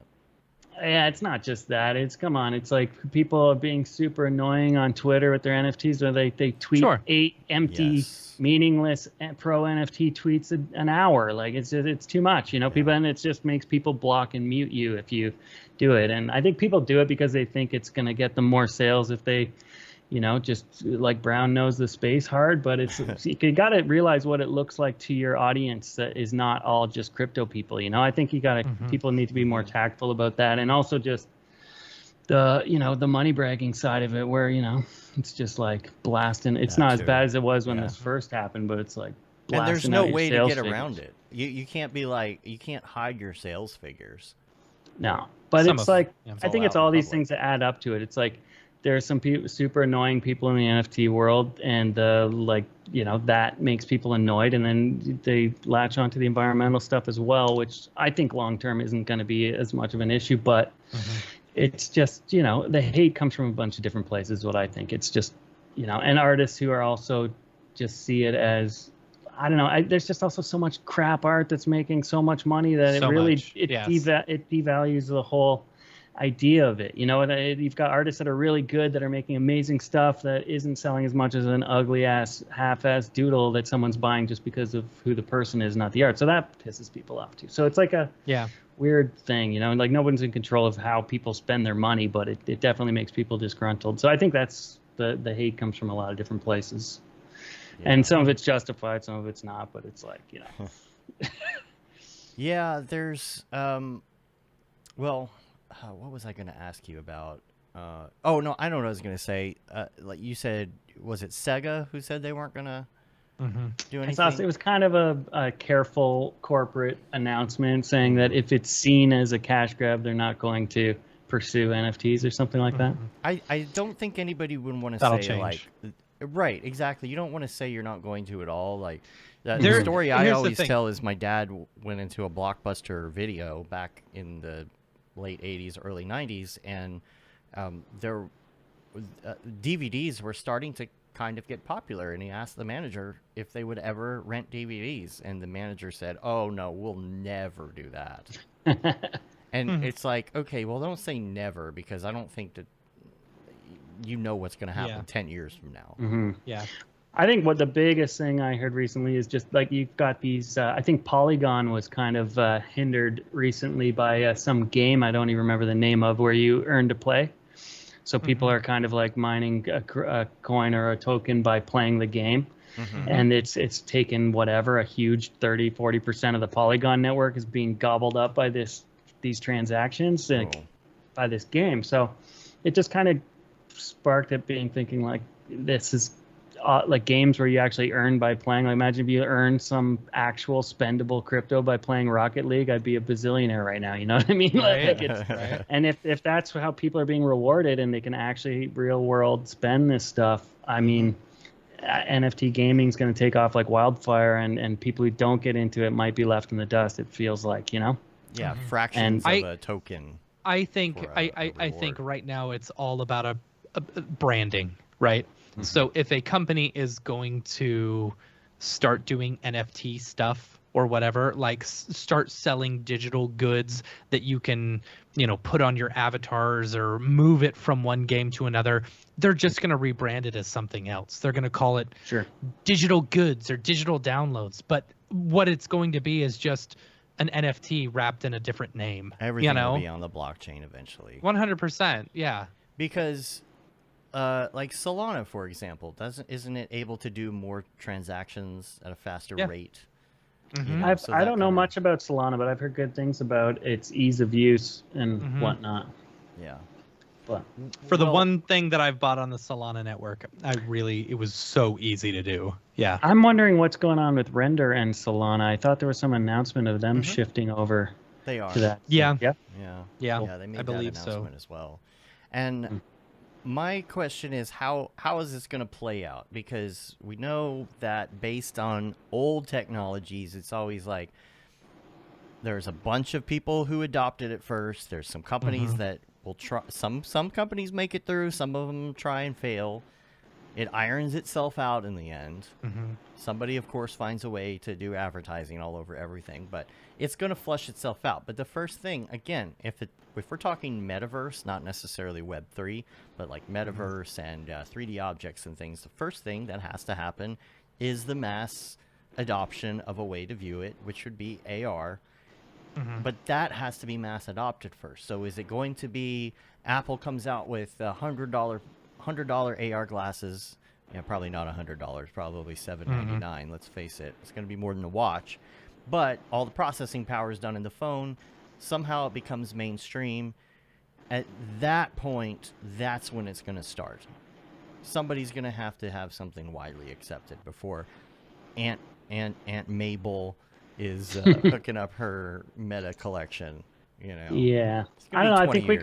I think we can go pretty far in the browser before we need to, have full AR capabilities. I mean, you've got the Pokemon Go kind of AR style apps that are going to be very popular and necessary in the growth of it. But I think as far as just the video gamey 3D worlds, it's going to be all desktop for quite a while. Like gaming is so huge. It's not that far off from that. It's really the same thing. So once it comes to the consoles and the, more playable versions of it, not just like a high-powered GPU desktop computer, it's got to be super accessible in that gaming world, and I think it'll live there for as long as possible. Until Aunt Mabel can jump in with her her old lady glasses that project into her eyeballs. So she can jump into her multi-level marketing schemes that are on the blockchain. Yeah, totally. Digital oils. That was Avon lady metaverse.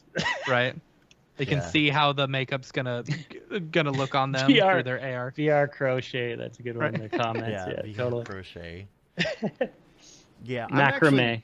I'm really impressed with the AR stuff that Apple's doing. I haven't played with it a lot, but like for example, I've been eyeing the Apple Watch, trying to decide if I want to go that route or not. Just keep going to their site. And the other day, I was looking at it and it says view the watch in AR, and I'm like, why not? So I click and I can view the watch on the table. And man, I just got to say that with LiDAR, the tracking is just so dead on. It's pretty incredible if you've never played with it. I've been super impressed with all these like iPad 3D apps, and that point cloud NFT you showed earlier might have been done on that, but there's some really cool 3D tracking and photogrammetry stuff, and it's getting. I'm like almost gonna buy an Apple device now for the first time in my life. Wait, you don't have an iPhone? No. I'll be right back. Oh, really? No. Oh, man. Cue the P string. My sound doctor effect. said Humera. Humera. Should find that sometime. Yeah. We'll probably get tagged for copyright. You guys do like a top rug pulls of the week on the drop? That's a good idea, actually. What are the top? I don't got know some? which ones they are, but no, I saw some pop up on my Twitter feed this week. I forget what they're called. I kind of steer clear of any sketchy PFP crap myself, but Yeah. How? I just see it happening all the time, and I'm like, what the hell? People losing their shirts on jumping into the next thing all the time. Well, I mean, hell, first of all, mechas. I mean, Yeah. that Did wasn't that ever a rug. recover? No, and it wasn't a rug pull per se. I mean, it really Yeah, had it was just potential. Greasy. They I didn't do what saw- you did. They didn't really go through and make sure that there were no duplicates. It was rushed, and I think that's what killed them there. They look cool though, but the other thing was there's some shenanigans going on because somebody posted one that sold for like 2 ETH and then sold for like 500 ETH or some crazy amount like right after. That's It was weird. like, yeah, some sketchy looking transactions where it's obviously some kind of wash trade, you know. That's So, weird. Yeah. but who knows if that was a user or a creator or who the hell does that crap? But it's all over the place. I thought it was going to do better. I thought that because, of course, before they were released, when everybody had their, you had it, but you couldn't see what it was yet. And the numbers on it, man. Matt should have taken his $17,000 offer or whatever he got. Oh, But, wow. He had one that was rare, yeah. Yeah. And this is before he knew even what it was. That's the thing. People were offering before you could see it. And so we heard everything going on, the problems they had and whatnot. And I really thought it was going to recover, though, because they were cool looking. It was so hyped compared to anything else. And in the end, I think that Matt's Slim Hoods Slim Hood was doing better than the Mecha. Which the Slim Hoods were not near as known. I wish he was done in the bathroom so that we could ask him about it. But I just don't. I wonder about all these projects because I'm getting my Instagram DMs are like 4 a day now with somebody pumping Right. some 5,000, 10,000 project, and I'm like, there's this many that I'm getting directly hit up about. How many are there in general? Right. It's just every week there's like tons more of them. So what does that really do? It just becomes more and more of a lottery every day. But Right. that's kind of the nature of NFTs in general. Even one-of-ones by artists, it's like the volume is going one direction. It's massively watered down every day. overly saturated, man. And so, but again, that's why it comes back to branding, right? It's all about branding. It's all about the ones that are going to be super popular for whatever reason. Luck of the draw. For a temporary period of time. It really is Yeah. like pop music. It's like you've got to get that hit for that week or Right. month or whatever it is, and then make some kind of a memorable splash. Like it's more akin to pop music than it is art. Yeah, in they're a lot of Beanie ways, like Babies. gallery art. Yeah. Yeah. They really. There's a documentary right now on HBO about. I think it's Beanie Baby HBO about Mania? Beanie Babies, yeah. And it's so. There's that interesting to famous see. picture makes me laugh every time of the couple in court like separating their Beanie Babies Yeah. and the divorce. And now they're like worth nothing. Some of them are still Really? worth something, but Okay. Julie has a box of them in storage, and we took them out, started looking through to see what was worth what, and I can imagine that happening 20 years from now. I'm looking through my old MetaMask accounts. Oh, look at this. Look at this old piece right here. I don't know. Yeah. Also, come on, Matt. Come on. I'm stalling here. There we go. Because I wanted to ask him about that. So tell us, Matt, about your Slim Hoods compared to your Mecha. We were talking about how Mecha's just kind of fizzled, and your Oh, yeah. Slim Hood So- was worth more. No, it's getting there. I Oh. don't have either now. I sold them both. Yeah. I sold them both when ETH was up, and now ETH is down, and I'm just losing money left and right. Me too, man. It's pretty. Yeah, no, it's funny. So like, I don't know. I got really I don't know. I got the yips with NFTs, you know, because did you do a panic sell or what? You sold everything? Kind of a little bit. So here's the thing. Mechaverse did really well before everything like actually got revealed. And I was like, oh, this is going to be the next Bored Ape. This is going to be awesome. I'm holding on to this forever, right? And it got up to like $30,000, $40,000 or something. And I was like, nah, I'm going to hold on. And then it dropped down like a few weeks later to like 1 ETH. And it's man. Okay. So, you know, I minted it, you know, so it was only $720 to mint. I still made money, but I could have made a lot more money, you know? Yeah. So, I've been watching everything, and like I bought, I don't know, I saw it on Twitter, these slim hoods and stuff like that.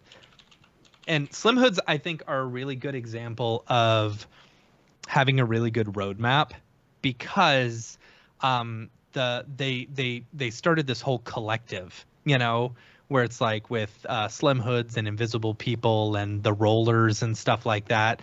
And so they're all working together in one Discord and stuff like that. And so in order to get invisible people, which looks really cool, you have to have a slim hood and a roller in order to. So it caused the price of slim hoods to go up significantly, right? I bought a slim hood at like 0.3 ETH or something. It was like $130, you know? And so because of this whole, and at one point they were you could buy one for like $35. They were 0.01 ETH or something, which was ridiculous. And they're the only one that I've seen that dropped down a whole lot and then started like gaining like crazy, you know, to bring themselves back up from 0.01 ETH. So now, you know, I've been wanting to sell them for a while, but my tax burden after selling my Beeple piece last year is going to be ridiculous. So I'm not looking forward to it at all. So I held off until the beginning of the year, and I saw that slim hoods were going up and up and up, you know, and it got up to like 0.65 ETH, and I was like, all right, I'm going to sell it, you know. So I sold that, and I sold my mecha like right at the beginning of the year because mechas looked like they were going up a little bit. And now slim hood is almost to the exact point where I sold my mecha. You know, they're at 1.14 ETH, which is crazy right now, you know? Wow. So yeah. nuts, all these projects and watching them go up and down, just like money flowing from one to the other. I'm actually glad I have to like step away from it. Like, I don't like going back and looking at it because it's like, you know what? I made that decision.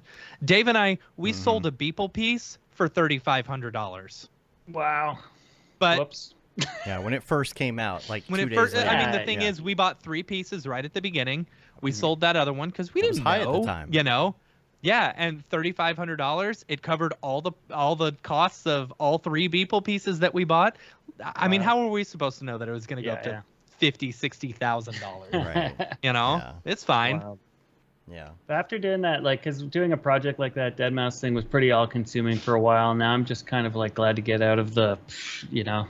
Yeah. Mania of like watching the numbers and all that stuff and get back to one pieces. Yeah. So I felt like just all year last year, I was like, I had some good momentum going into the NFT world at the very beginning. And then I like agreed to do all these like NFT collabos and projects for people. Yeah. And then I just like killed my momentum. So I'm kind of saying no to jobs for this year as long as I can to kind of get back on the one-of-ones and do some deep multi-character weirdness, you know? Yeah, totally. Yeah, so totally. Getting in that Rococo, squeezing into the Rococo. Oh boy.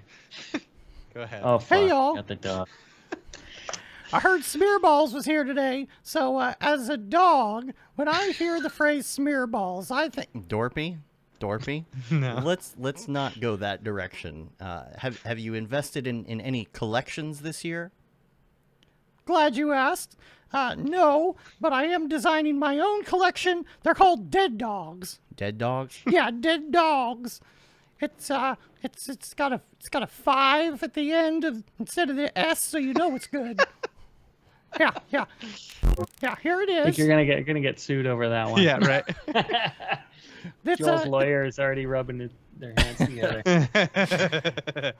It's a 10,000-piece collection of dead dog heads, from dead poodles to dead Dobermans. They're as dead as a dog, and they're not happy about it. That looks really original and cool. Yeah, I think it's gonna sell well. Yeah.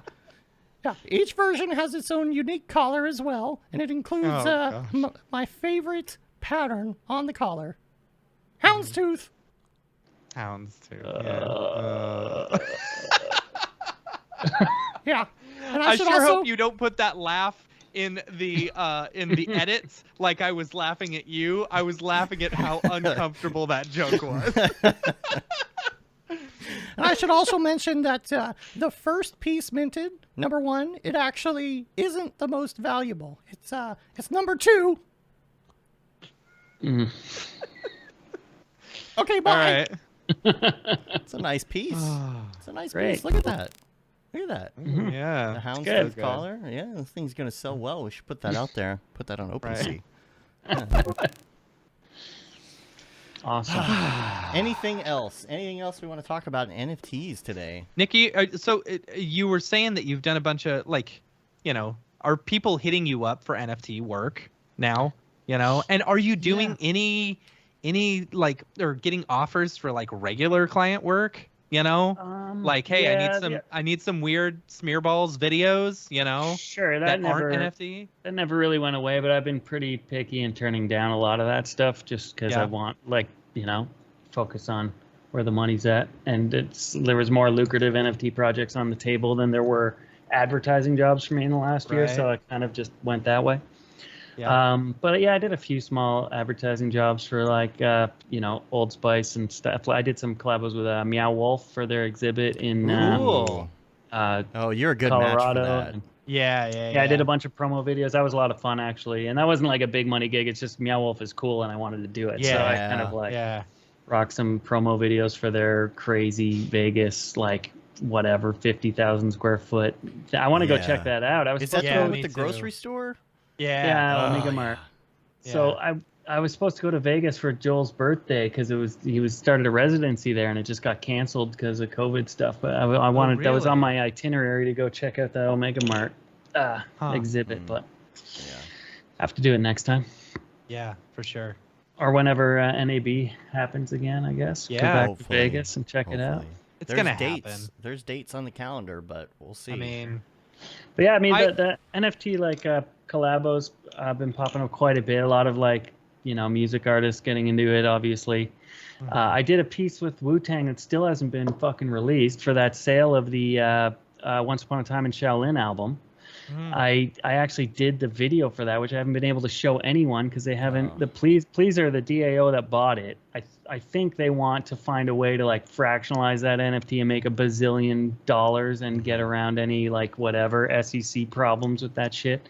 Because they did that with the Doge meme, right? They bought that for a few million, and everyone's like, "What the hell are you doing?" And then they turned around and fractionalized it and made $50 million off it or something. And is that an SEC issue right now? I think so. I think I talked to some guys in Miami who are talking about hyperpixelization, where they, instead of selling an NFT and fractionalizing it, they sell each pixel as an NFT, and then then you collectively own it, same as these other schemes. But it's I don't know, but I'm just kind of pissed because I made this kick-ass video. I spent months on it for this Wu-Tang album, where it's I guess I can't even really talk about it. I'm pretty NDA'd out the ass for it, but I just want them to release it and actually create the NFT for it, because it's that took up a quarter of my year last year, that project. But hopefully it comes out this year when they finally release it. But I think when you've got a DAO of 80 people, you have to vote on every little thing. It seems like every decision coming out of that takes a month, before everyone pipes in and votes on stuff. So I don't know. Hopefully something comes of that this year. But and then I'm working with Mike. I don't know. You guys have probably talked about his Madonna thing with Area. I know about the Madonna thing. I didn't know that thing was public yet. Oh, isn't it? Oh, I don't know. I have no idea. He mentioned it on Rogan. He said he's doing it on Rogan. He did? Oh, he did. Okay. Yeah, it's a bit out of the bag on that, but I don't know. Something might be happening with that, or maybe not. Yeah. It's all I have seen it. I have seen it. Yes. Yeah. Well, I don't know if that's gonna be a thing. I had heard that it was either just not happening or it slowed down or something. Yeah, I heard he was waiting. He was waiting to hear back from Madonna, and Madonna just hasn't said anything. Well, no, it's been going back and forth, and then I thought it was dead, and then I heard him on Rogan say it was still on, and then I'm like, what the hell's going on? So I don't know. We'll see. Yeah. But hopefully it's light of day as well. I think my graveyard of projects I've done that have never seen the light of day is like 8 feature films worth of shit. Like, honestly. That's funny. So, not just because I made something too crazy. It's just like various reasons. Like, obviously, when I was working on Conan, a lot of stuff I was throwing at the wall never made it on the air. Right. I haven't been able to show, but like stuff like that, I've got like, I don't know, one day I should just release it all. You should. Yeah, the Smearballs. The Smearballs master edit. The half of my career that I haven't been able to share with the world. Leftover smears. Right. Yeah, actually. Do it. Garbage smears. The recycle bin smears. Garbage balls. I need to have like some kind of a like auto release video that like uploads to Vimeo and YouTube as soon as you die. Inactive for like Yeah. All on the blockchain, and then all residuals go to your estate. Yeah. Right. All set up ahead of time. That'd be great. It's pretty good. Has Conan done anything in NFTs yet? Not that I've heard. I feel like he'd at least be talking about it jokingly about how he doesn't understand it. I'm sure he's tweeted about it in that kind of way, but I doubt he's done anything in that realm. So, super off topic, but you know Bo Burnham, his Inside special. So he has this this song called "Funny Feeling," right? Where he's talking about all these like, you know, funny things that are just weird about the world, you know. And at one point he talks about like a female Colonel Sanders, and that always makes me think of you. It always makes me think of you. Well, it's kind of sad because I did like probably 10 projects for KFC through Wieden & Kennedy, and I heard that this year they just lost that contract, or that it's that sucks. Been renegotiated or something. So it's well, if they lost the contract, you should be like, hey KFC, just hire me directly. Yeah, exactly. Give me a multi-million. I will make all your weird videos. And the pure creative freedom that they used to give Wieden & Kennedy. Like Wieden & Kennedy really had pretty much carte blanche. Like when I was doing projects with them, it was like there was never notes from the client hardly. Yeah, like it was just nice. They had a pretty long leash. It was pretty amazing. Like that was a dream period for that kind of work anyway. It was super fun. But yeah, the virtual kernel thing, we won a Webby for that one. The best use of social media or something that year was kind of cool. That's cool. And the controversial DJ Colonel Sanders that pissed a lot of people off. Did you see that one? I don't know that one. Yeah. No, it was like at Ultra Music Festival, DJ Colonel Sanders came out. Oh, with, like, yes, Head. I do remember this. And it was so funny because, like, well, they asked me to do it, and my buddy Fez actually did a lot, like the live visuals. I fed him some content, but he actually did the full, like, 4K Resolume setup to blast it at the show, and then they got a head made for it. And it pissed a lot of people off because they're just like, well, now there's, corporate KFC crap on the stage, but it was obviously like I remember ridiculous joke. And I remember telling Joel, because Joel was like, I brought up the Colonel Sanders thing, and he starts like bitching about it or whatever. And I was like, dude, that was me, man. And then he like, his face went from like funny. Pissed off to like confused to laughing to like still pissed off. And he's like, of course you did that, you fucking asshole. It was so funny. That's funny. But yeah, I mean, that was just obviously one of those like gigs that's going to be piss people off and be like hilarious. There he is. Yeah. Yep. The worst thing about that is like we had my buddy Nautilus was making some music for this, and they were like so freaked out. The agency and the client was like, what if this EDM sounds like other EDM and we might have a lawsuit that like we weren't allowed, like they hired music professionals to like see if this music was too much like some other music. So he made some song that was like totally 100% original EDM track to use on this. And they sent it to some musicologist person who said, well, that's the same chord progression as some fucking Coldplay song. So we Everything can't use it. is. We can't use it. I'm like, are you kidding me? This is like a different tempo, a different Yeah. everything. It doesn't even have. You would never think Coldplay when you heard this goddamn song because Right. it's EDM. I don't think chord progressions can be copyrighted. Can No. they? So I don't know what the fuck. It was just a nightmare to try and make music for this with this like fear of getting sued because of somebody's ignorance about EDM. So then we ended up having to buy and remix stock EDM music for this. Oh, that's Which could be the same problem. No, exactly. It's like, but then the liabilities with the stock site that sold it to you, right? That's the whole thing. They True. need to offload the True. liability. So, Yeah. Anyway, but it was Gotta just to pass like the blame somewhere. Yeah.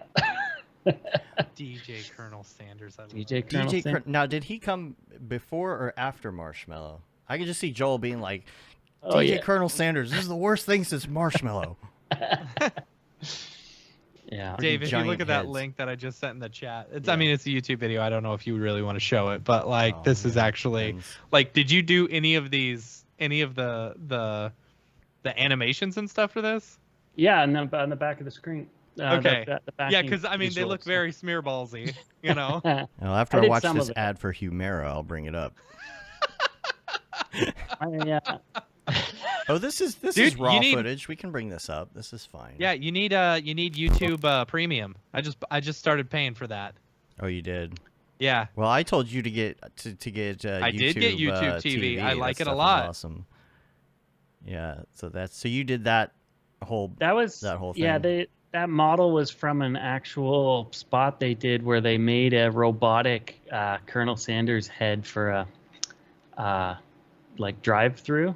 So they gave me the model and I just Oh. animated it. That's funny. So like he Yeah. talks to you when you go through the drive-through. Yeah, yeah. Oh, that's funny. That is. Oh, and that so- was from I reused a lot of assets because we had like a week to do this whole thing or some stupid short amount of time. So that bongo drumming was from the KFC chicken Yeah. pot pie meditation thing I did. Right. Oh yeah, that was the best. Did Ari have help on that too? Yeah. he On did. that one, yeah. Yeah. Space. Did some Spacey stuff, yeah. Space peas. But yeah, that was another one of these projects that was like that space one too. We did that or the pot pie meditation thing we did in 12 days, the entire Yeah. thing, and it was 40 minutes of content or something Yeah. crazy. Gosh. Oh yeah, I That- remember you talking about that. Yeah, there was like one hero video of like 9 minutes, and then the rest. My buddy Fez, who also did the stuff for DJ Colonel Sanders, he did a lot of it in Resolume by pumping out real-time renders, you know. Right. Yeah.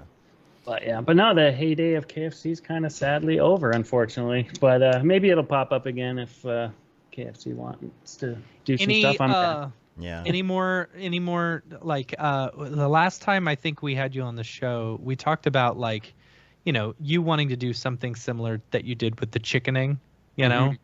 Any updates on that or mean, anything? I guess I've just been so into just building out detailed like 3D scenes. I haven't even been in the After Effects 2D, Yeah. you know, Right. rotoscope hell world in quite a while. But I always like, you know, there's some fondness in my heart for that style. I do want to go back to it with a refreshed 3D angle, but I just haven't. Honestly, this is the first time I've had in years now again that I'm actually free. So maybe, but sure. right now I'm doing more like, you know, that cubicle one I did with all the characters and that weird. Yeah. I want to do a couple more like that right now. So I'm doing a house party scene with like 10 or 12 people Nice. all doing really weird stuff. So that it's you going to did be in your Rococo suit. yeah, Yeah. exactly. So Nice. that's the next one. And then I'm going to do another one of a church. I'm going to do a church simulator. So a bunch Nice. of weird Nice. worshiping the Yeah. Lord. those are the two I have on deck right now. So I want to do those first, and then we'll see what So happens. if you do something with the church one, is that one just a standard old NFT, right? Yeah, I'm just you know, gonna throw. I was gonna say if you did something interactive where people could like, you know, tithe to you. that you would know? be pretty awesome, actually. Yeah, you pass around the hat, and you get like a POAP token, and Right. Hey, it's tax free if it's religious, right? yeah. Right. Well, that would actually be cool to make a fucked up church metaverse, like where you go Yeah. and it's like there's a sermon going on and the stuff's burning and there's like, you know, a bunch of weirdos in the pews. It would be pretty cool. So maybe Yeah. I'll do the animation and then try and port it to Unreal after and There you make it go. into a live place, so you can go on Sundays. Have you done a lot of Unreal stuff? No, I just downloaded it last week for the first time. So, Okay. but I got to get into it because it's just getting so powerful, man. I'm like 4 or yeah. 5. I downloaded 5 because I had to work with the guys on that Dead Mouse headquarters thing, and they built it in 5. So I just downloaded it to be able to like check out their Cool. project. So I haven't really done anything, to tell you the truth, but it's also on deck for software I have to learn. Yeah. It's in the Cool. pile. Yeah. Cool. Yeah, the pile. You guys, oh yeah, you have a course, don't you? We do, The yeah. games? Yeah. Check that out. Yeah. Your Houdini one Winbush was is- very helpful with Mark. Actually, I dug it, but I need those notifications to stop because I've like Oh, well, you can just do that in checked all settings. that. Yeah. Okay. Cool. Yeah. Every I- I've Sunday, been- I'm how it going on, says, like, you've two only I get 'em finished too. so much. I'm going Yeah. on 2 years of getting those notifications. I know. Yeah, I know. I- It's my particle And what's stuff. funny is I signed up when we were testing it. I signed up on like a whole bunch of like dummy accounts. So every week it's, hey, Farts McGee, you've only finished like 10% of this course, you know? Yeah. What was my Yeah, I'll login check- for Farts McGee? I don't remember. Yeah. It's funny. So Have you gone pretty deep in Unreal yourself? Yourself? I just went through the course. That was Yeah. about it. You know, like for me, I'm more of the I'm waiting around for brigade type stuff, you know, for the Right, Unreal right. rendering. Like, because I don't really need to use it for anything besides, I wouldn't need to use it for anything besides sending out like renders quickly to clients and stuff like that. You know, I'm not doing any interactive stuff or anything like that, you know. With some of the stuff that you're doing, I could see you definitely needing it, you know, Yeah. or getting into it more. Well, it's like the power of the soft body stuff even is super impressive in Unreal. Like it's just being able to bust all that stuff out in real time, and the rendering quality is getting really good. Volumetrics are getting really good. It's just like there's going to be a point where it's just like, why am I using Cinema for certain things when it's like, you know, Right. on the rendering side. I mean, you're always going to still probably use it for creating and building and modeling and what have you. I imagine that stuff's in the works in Unreal too. Are there good modeling, you know, I apps have within no it idea or that what? there is even any modeling stuff. You would Really? think that someone Right. like, you know, like that they would be into that, you know, that they would Are there be wanting to build modifiers in their own. Unreal that you can like, you know, distort meshes and change things? I don't to- know. I don't know. Yeah.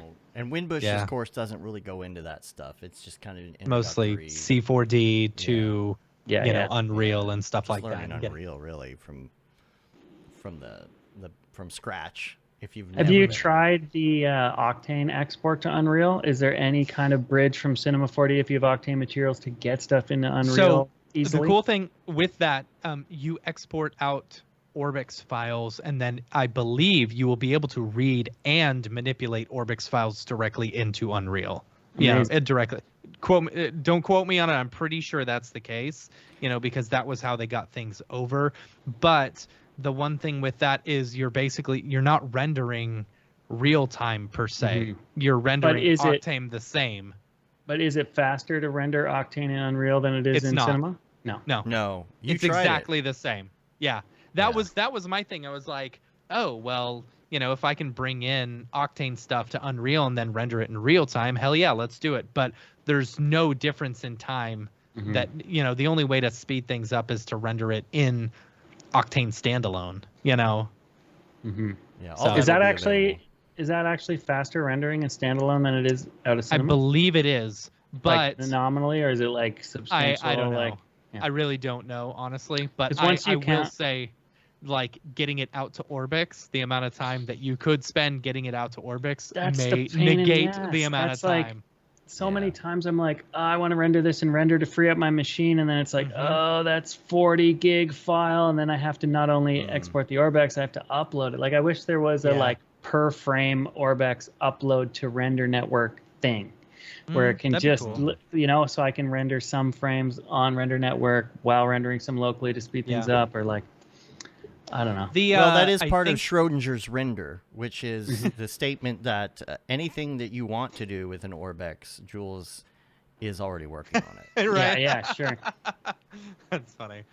I know with I'm excited about the C4D native, you know, Yeah. in render, So being able to just save out a project, instead of having to export it out to an Orbix first, straight out of C4D. That's in the works? That is in the works, yeah. Good, because that was announced along with the Redshift stuff. So hopefully, good. I think that should be out at some point later on this year. Is Redshift happening soon, or is that like way in the distant future kind of thing? I have a feeling they'll probably both be done at the same time, around the same time, because, and this is just me, I have no insider information. I would assume that if they're working with the Maxon team on Redshift, they would also be working on getting the native C4D files as well. Yeah. I bet you they're gonna the whole reason they're using Orbex all this time was because of the pain in the ass with all the plugins and everything like that. I wonder how that's gonna work when you've got some experts. That could be interesting. Mm-hmm. Yeah. Huh. I wonder if they'll have to have like a. I wonder if you could do like a centralized hub or something with just the plugins, the specific plugins for that. Yeah, I don't know, because everything still ultimately needs to be baked somehow. Right. Yeah. Huh. But, yeah, some other things in the chat. I think, what was I going to talk about? Let's see. I'm trying to go back a little bit. The Digital Jesus Camp. I think you should do a Q conspiracy meetup thing. That would be that'd be fun. There you go. Yeah, that'd be fun. Yeah, that's a great way to get like 1 million people threatening you online. Right, I know. Sure. No, even just doing like Trump crap or MAGA stuff on Instagram or whatever, you get a lot. Inevitably get the hardcore hate smackdown from a few crazies. You could do zombie JFK Jr. or something, Somebody's asking tips for starting out with Yes. NFT. I would say, I don't know, man. That's a tough one. I kind of just feel like I won the lottery getting on Super Rare at the right time in the right place. But I don't know. I think that it's still quality work. Still, hopefully, stands out. If it doesn't right now, I think it will in the long run. These things don't go anywhere. They're on the blockchain forever. So, yeah. Do detailed work. There's just so much half-assed crap that I'm seeing, and even it's discouraging seeing it sell for a ton of money, and so many artists just busting out lazy crap to make a quick buck. But I think in the long run, it's still just people realize that you've spent time on something when it's good and when you've added that detail or have a good idea. So stick to your guns and make good stuff is number one. I guess the marketing thing and trying to hype your stuff properly, it's different for everyone. It's so hard to say. Like, it's also like when people ask me how I started out, and I'm like, fuck, I don't know, I made a bunch of dumb shit on YouTube and dropped out of art school. Like, it's not good advice, to do it the way I did it. But I don't know. I think just make good work and try and publicize it well. I mean, it's tough because and don't spam people in their freaking Twitter inbox constantly with. Yeah. How many people have bought an NFT because they got a random DM on their Instagram that said, "You're gonna miss out. These things are selling like hotcakes. You gotta get on here." I think the PFP world is totally different than making one-of-one art. It's the difference between some weird commercial project and gallery art. It's a completely different world, and it's weird that they get conflated so much. But I think eventually the one-of-one artist fine art market is going to completely separate from that shit. Hopefully, and it's becomes about the art again. But was this question? What about the platform? I mean, that's a tough one too, because platforms kind of become flavor of the week too. I feel like I've been fortunate to get into Super Rare because it's kind of held some ground throughout all this. But like Maker's Place definitely had a heyday. Nifty Gateway had a heyday, and things have come and gone. And you can see by the charts they're always in flux. So I guess it's kind of like, as much as I tell 1 million NFT platforms to fuck off on Instagram every week because there's like a bazillion of them, like, I guess researching them and finding if there are any cool, unique ones that are catching some fire to try and jump in on them early, because you could score. But you also don't want to throw your art up on 1 million shitty NFT sites. So it's like, you got to kind of be careful. But I think we're going to run into a time when if you got a kick-ass piece of artwork, you can shop it around to these platforms to see if they'll give you any like incentives to post on their platform. You know what I mean? Like, I'm kind of almost thinking like, it could be because these platforms want good art on their sites, you know. So if you've got some good work, it could be about a negotiation of like getting some, you know, guaranteed publicity out of it, but by putting your art on a platform and kind of, you know, realize that you've got some worth if you got a good piece and shop it around and see what you can get out of a platform for posting it there. If it's a unknown platform anyway, but Token otherwise, rewards? I don't know. Like I see multipliers. Yeah, sure. Yeah, that'd be fun. I see some good sales on Maker's Place sometimes on Foundation. It's hard to say, like, you know, where to post stuff. Yeah. Just concentrate on the art. The people will come, right? Mm-hmm. Hopefully. I think it is kind of important to not spread yourself out too much. Like I've had almost all my luck on Super Rare, a few sales on other things, but a lot of stuff that I posted on other sites just didn't sell or is still sitting there collecting the cobwebs, you know? So like I kind of, because of that, want to keep focusing my attention on Super Rare where all my stuff's selling. So and it's kind of cool to have your collection of, you know, unified work in one place. So right. It's, you know, tough Matt, choice. you got some crypto links for us here before we go. Yeah, let's go back to that. It was, oh boy, sorry, it just logged me out of Notion. Oh, why do you do that? Coinly. Yeah, you know, if okay, you have so the app for Notion, I'll be a lot. I actually just deleted it off my computer. I like using the web browser. Okay, so Coinly.io, Koinly.io. So keep in mind, all of these links are ones that people have sent me. I have not actually used personally, so I can't vouch for their right. Void where prohibited. We get it. Yeah. Not financial advice. Coinly.io. So with tax season coming up, this will help go through all your, you know, crypto transactions and stuff like that, and figure out, you know, how you're doing tax wise. It'll get some tax forms for you. But I think it's also like, I would look at it and I'm like, how does it know what is a capital gain, what is income from art? It's like I'm like trying to figure out if it can actually figure that stuff out. So I feel like it's like a broad stroke solution, but you still need to kind of dive in if you've got complicated stuff with art sales and tons of resales and transactions, and there's some stuff to figure out still. But it does look, I think it cool. I think it looks through your wallet and figures out all the transactions and what the price for, you know, whatever cryptocurrency was at that specific time. So, that too. Yeah. And then Gurn sent us a couple of links. First one is Looks Rare. It's a supposedly a new competitor to OpenSea, which is kind of neat. Could be neat. He said that he signed up for the account and like it apparently looks at your OpenSea account and then gives you like as a incentive, you know, or like hey, you're a heavy user, they like give you some of their own coin or something like that, which he said he got like 1.7 ETH, you know, from, or the equivalent of, you know, just for signing up, which is cool. So I don't know, worth it to check out. And then the last one is Revoke.cash, I believe it is. But this is a website that, so anytime you go to like, you know, one of these wallet sites where it's like, oh, connect your wallet, so-and-so, you know, and you go and sign in, you know, they have access to your wallet at all times. So if one of them was to get hacked, you know, there's a chance that you're putting yourself out there. Revoke.cash allows you to revoke your, you know, that permission from different website, which is kind of cool. So that's all I got as far as links.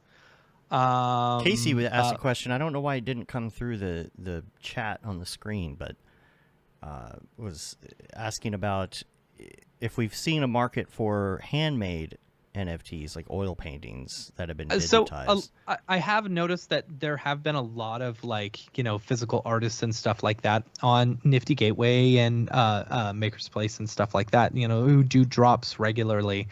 I 100% think it's cool, you know, to digitize like actual artwork, especially if you're selling it as a 101 and including the artwork as it, you know, which I think is, I think that's rad. I give 101 prints of all my NFTs.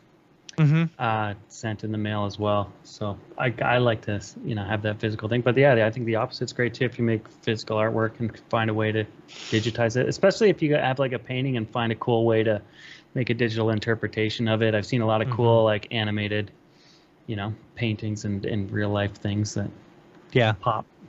Richard says, I love Canada's honor system in the tax code. Is there really a bit of an honor system up there? Well, I mean, as much as in the U.S., I think, isn't it? Like you claim all of your expenses and whatnot, and they find you out get audited. You get audited, and then you can go to jail like anywhere else. Oh, all right, that's what I was curious about. Yeah. No, you can still get audited.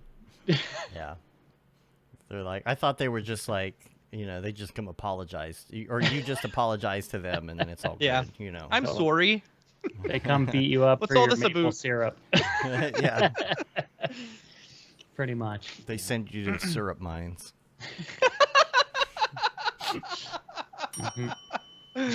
That's good. That's good. Yeah. All right. else? So, Anything else? yeah, if anyone has any artwork that they are doing any drops, feel free to email us, info@mograph.com. We'll show it on the show. But yeah, I guess we could get back to the regular show, can't we? Let's do it. Let's do it. To drop. Is this the fucking mic drop? This is exactly what I should be doing. Right. And we're back. We are Nick, back. thank you as always for being on the show. Thanks for having It's me. great hanging out. Like I really enjoy hanging out with you. Yeah, You know, likewise. just it was talking fun. shop. Good to catch up. It's been a while. Has been too long. Too long. Yeah. Nick's gonna stick around after the show. We're gonna give him a little preview of Mograph TV and how it works. Oh, wicked. Yeah, I want to see that software that you got going for the stream. Yeah. I'll show you all the behind the scenes stuff. I'll probably do a video too at some point. Show some Yeah. behind the scenes just for fun, and we'll have a little promo video for it coming out pretty soon. Started working on that yesterday. Nick, if people want to find you on the interwebs, what do they need to Google? Smearballs.com. You can actually check out my new store at smearballs.com/store and get cool hats and I have bought limited myself edition a prints. Smearballs t-shirt, which I am not currently Awesome. wearing because it Thanks. is dirty. Thanks for buying that. And and if you want to check out my Metaverse Smeariverse thing, it's in an iframe right in smearballs.com on the splash it is. page. I see that. Cool. So you can go there, and if anyone wants to use that for video conferencing, you can have your own meetings there. My place is yours. I do not care who hangs out there. Everyone's welcome. Really funny. So Oh, here we go. I got to show you. We're gonna invite all of our clients. do it. Yeah. Yeah, so those That'd be two awesome. prints, the two American Exceptionalism prints, I've sold, I think, 4 of each, and there's 10 of each in existence. And I'm never going to print that particular frame of the animation again. So that's it for that run of okay. 10. So there's a few left. And I'm going to add some more prints soon. And I think I'm going to try and pull a Dead Mouse head print project where you can get your own head printed in 17 by 17 or 16 by cool. 16, I guess, and signed. So I'm gonna rock that at some point. Nice. Yeah. Cool. Yeah, you should have worn yours on the show, Matt. I'm sorry. It would have been covered up by my Camp Mograph shirt anyway. Sure. We'll just pretend. Yeah. We'll just pretend it's on already. Nick, you should come to Camp Mograph. Yeah. Yeah, I mean, I've been busy every other year. Last year's location looked pretty awesome, but was this one comparable or better or? almost It's good? comparable. Yeah. It's got some fun things as well. What state did you say it's in? Virginia. Virginia. That's It's right on the west-ish. beach, which is going to be sweet. Yeah. cool. Right near the beach. So- I think I'm not Yeah. allowed to drive in Virginia. I got like a almost like reckless driving speeding ticket there on one of my trips to Art Basel like 10 years ago, and I never paid the ticket. I just That's funny. said, You're going to "See get you later." arrested. Yeah. Yeah. They got a Awesome. warrant out for your arrest in Virginia. Right. Yeah, I was driving a car with like expired plates. I had like my insurance was out of date, and I was speeding way over the speed limit. I'm surprised he let me go. Like this highway cop pulled me over, and I'm like, I'm screwed. I'm royally screwed. And he just like, slapped me with a ticket. I never paid, and I never went back to Virginia. Oh, man. That's funny. All right. Well, we'll drive you. You just Yeah, we'll yeah. drive. I'll have We'll to fly. We'll have the shuttle pick you up. Yeah, there you go. Yeah. Awesome.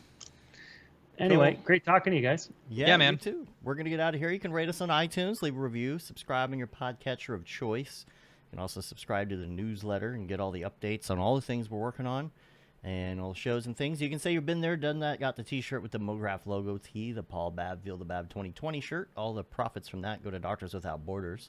The Render Things t-shirt, hoodie, and long sleeve tee. You can get that on there. And the That Render is Fire shirt, which you are only allowed to wear, ironically, unless you're shams. And the Mograph Blandishment shirt as well. Hey, we're on Facebook, Twitter, Instagram, YouTube, TikTok, and Mograph.com. Follow us now on TikTok. I might go live with that, I don't know, 6 or 7 o'clock tonight. We'll see. And see what happens. Just figure out what people want to see on TikTok when it comes to motion graphics. I don't know. Maybe nothing. Maybe it will be awful. But There's a good chance. Yeah, there's a good chance it'll be awful. So if you want to see something awful, come check it out. And I'll see you tonight. Other than that, we're going to get out of here. Until next time, I'm Dave. And I'm Matt. And I'm Nick. Have a good one. Later, yo.